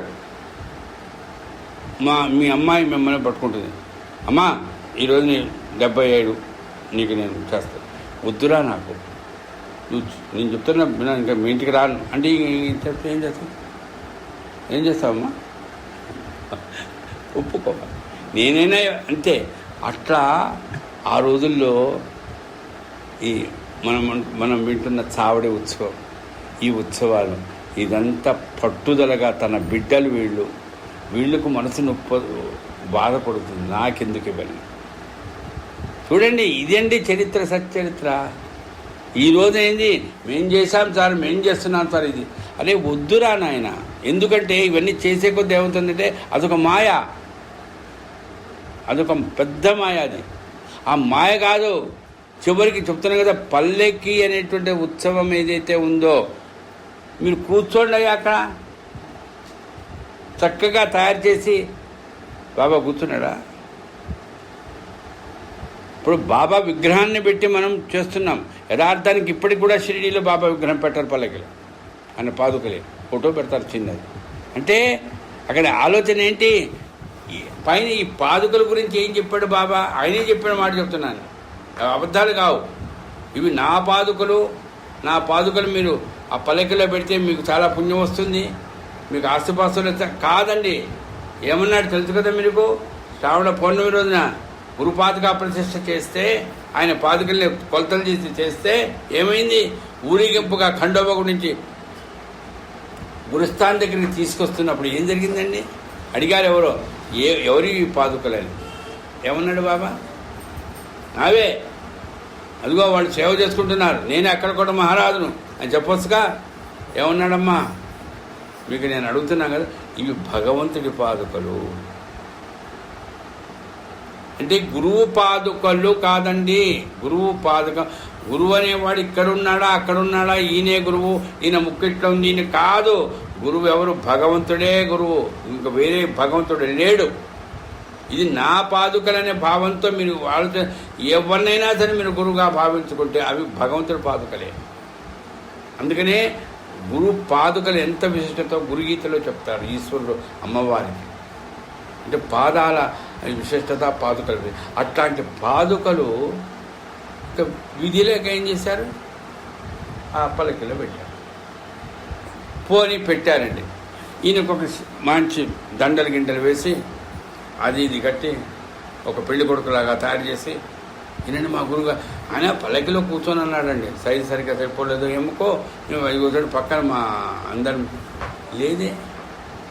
మిగతా వాళ్ళందరూ కొత్త కొత్త చొక్కాలు కొత్త కొత్త డ్రెస్సులు వేసుకొని తిరిగారట, ఎగిరారట. బాబా మాత్రం పిచ్చోడు అంతే.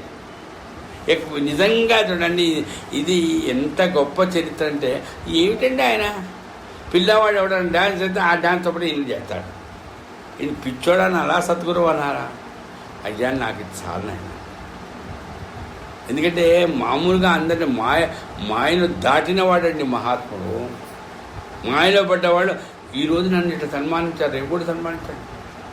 మర్చిపోతే మీకు ఇట్లా నష్టం. ఇవి ఈ రకంగా కాదు, యథార్థం ఇదే. మాయా మాయా మాయా. మాయను ఎప్పుడైతే ఆ మాయ స్థితి నుంచి ఆ యథార్థానికి వచ్చావో ఇంకా నిన్ను ఎవ్వడు ఏం చేయలేడు. వచ్చినప్పుడు ఎట్లుంటామో ఇప్పుడు అంతే. కాబట్టి అది మనము అలవరుచుకోవాలి. అందుకని మొదట్లో చెప్పండి, గురువు గురించి వింటున్నాం, మనం గురువులం అయిపోతాం. అది సహజం. వద్దు కాండి, చెప్పండి నలుగురికి. కానీ అయ్యా నేను మీలాంటి దాసుడిని, మీకు దాసుడిని నేను. ఆ స్థితిని ఆయన చేసినప్పుడు మనకేమమ్మా? ఆయనంత నిరాడంబరంగా ఉన్నప్పుడు ఆయనంత అందుకని బాబా గురించి ఎన్ని చెప్తారు కానీ అబ్బా అంత మన వల్ల కాదండి. మన వల్ల కాయేదేంటి కాదేంటి?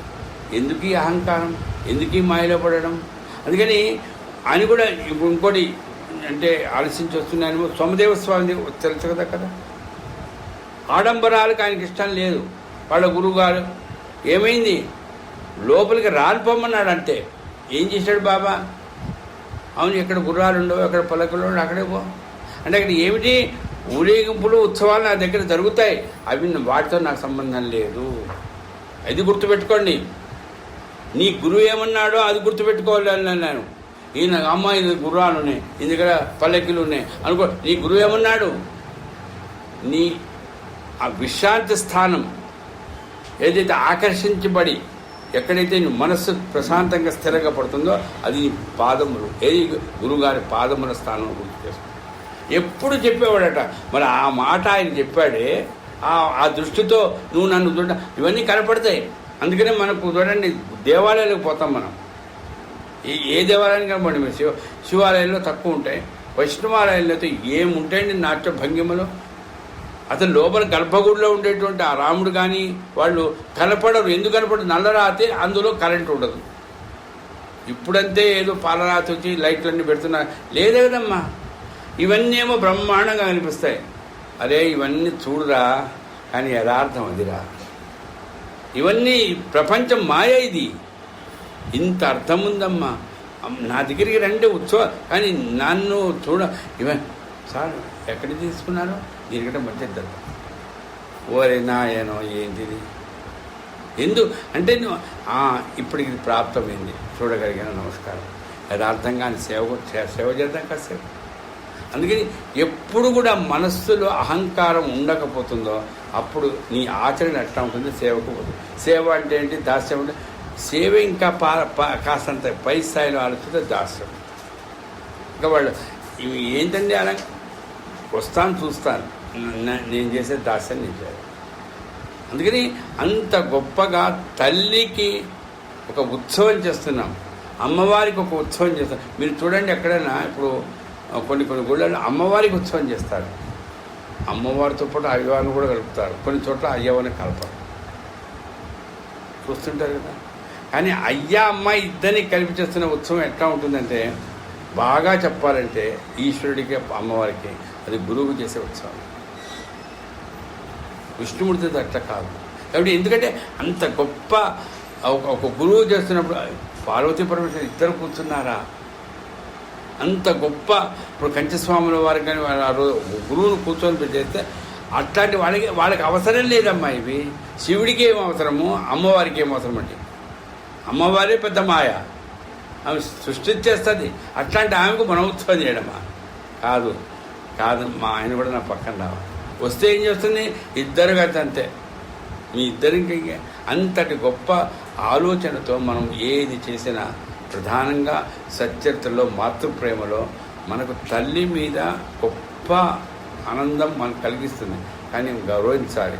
అయ్యో మనోవృత్తిలో ఎక్కడ కూడా ఆ తల్లి మనకు ఎంత చేసినా ఆమె మాయ కల్పించేది ఆమె, మాయను తొలగించేది ఆమె. కాబట్టి ఆ మాయను తొలగించగలిగిన స్థితిలో అది నిలపగలిగిన వాడేవంటే సద్గురువు సాయి. ఈ ఆలోచన మీ అందరి ముందు నేను గుర్తు చేసుకుంటూ చివరికి ఈ రోజున ఆ పల్లకి సేవను మనందరం చేసుకొని సెలవు తీసుకుంటాను. అపురూపమైనది పల్లకి సేవ షిరిడీలో సాయి, అపురూపమైనది పల్లకి సేవ. అపురూపమది అసమానమది, అపురూపమది అసమానమది, సావడి వెళ్ళే ఊరేగింపది, అపురూపమైనది పల్లకి సేవ. సుస్వరములతో పాటలు పాడగా, తకిట తకిటయని తాళములేయగా, ద్వారకమాయి పరవశించగా, బాబా ఎదురుగా భజనలు సాగగా, ప్రతి గురువారము ఆనందముగా భక్తులు చేసే సంకీర్తనముగా, అపురూపమైనది పల్లకి సేవ. ద్వారకమాయిని అలంకరించిరి, తులసి కోటకు మెరుగులు దిద్దిరి, పల్లకినేమో సిద్ధము చేసిరి, శ్యామకర్ణిని సింగారించిరి. శేజహారతికి ముందే జనము చూడగా వచ్చిరి ఆ ఉత్సవము, అపురూపమైనది పల్లకి సేవ. మసీదు నిండా భక్తులు చేరి, బారులు తీరి బయటను నిలిచిరి, కొందరు దివిటీలను వెలిగించిరి, రక్షక భటులుగా కొందరు నిలిచిరి. సాయినాథుని సేవకులమని షిరిడీ చేరిరి దివ్యోత్సవమని, అపురూపమైనది పల్లకి సేవ.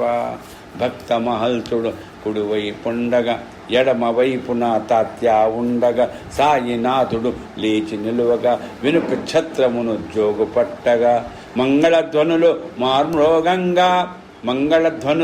మారుమ్రోగంగా షిరిడీపురమే పులకించంగా, అపురూపమైనది పల్లకి సేవ.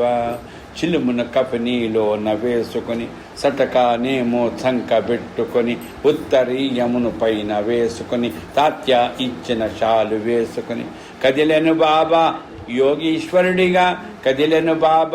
యోగీశ్వరుడిగా దత్తదేవుడని భక్తులు పొగడగా, అపురూప పల్లకి సేవ.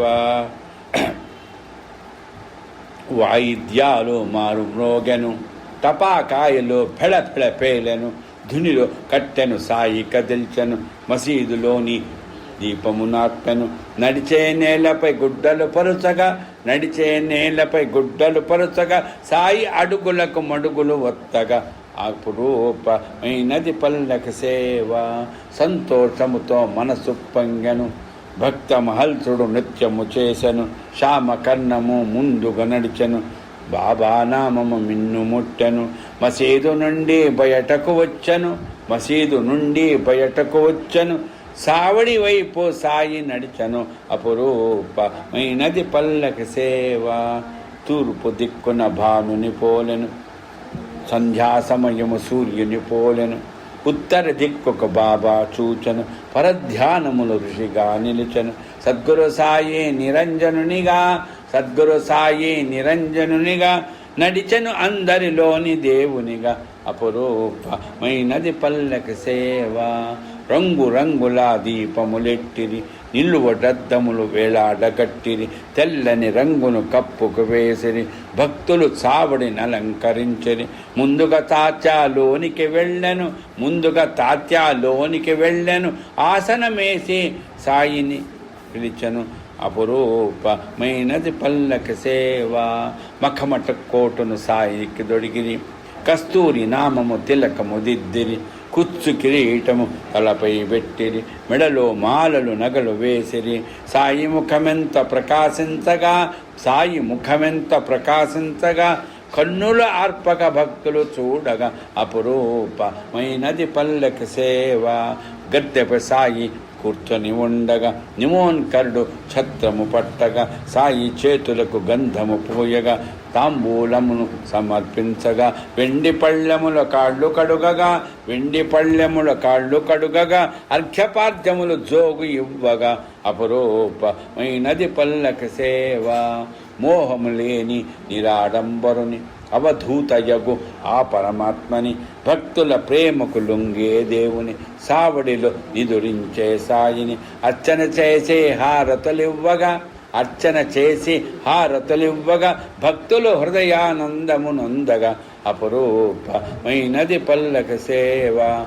కని విని ఎరుగని దివ్యోత్సవమని, ఇక ముందన్నడు జరగబోదని, మనమున దలచిన శాంతి కల్గునని, చెడు కలలేవి నిద్రలు రావని, హేమాడి పంతో వర్ణించినది, హేమాడి పంతో వర్ణించినది, రాజేంద్రుడు పాటగా మలచినది అపురూపమైనది పల్లకి సేవ. షిరిడీలో సాయికి అపురూపమైనది పల్లకి సేవ. కరచరణ కృతంబా కాయజంకర్మజంబా శ్రవణనయనజంబా మానసంబా అపరాధం విహితమహివితంబా సర్వమేతక్షమస్వ. జయ జయ కరుణాబ్ధే ప్రభో శ్రీ సాయినాథ శ్రీ సచ్చిదానంద సద్గురు సాయినాథ్ మహారాజ్ की जय.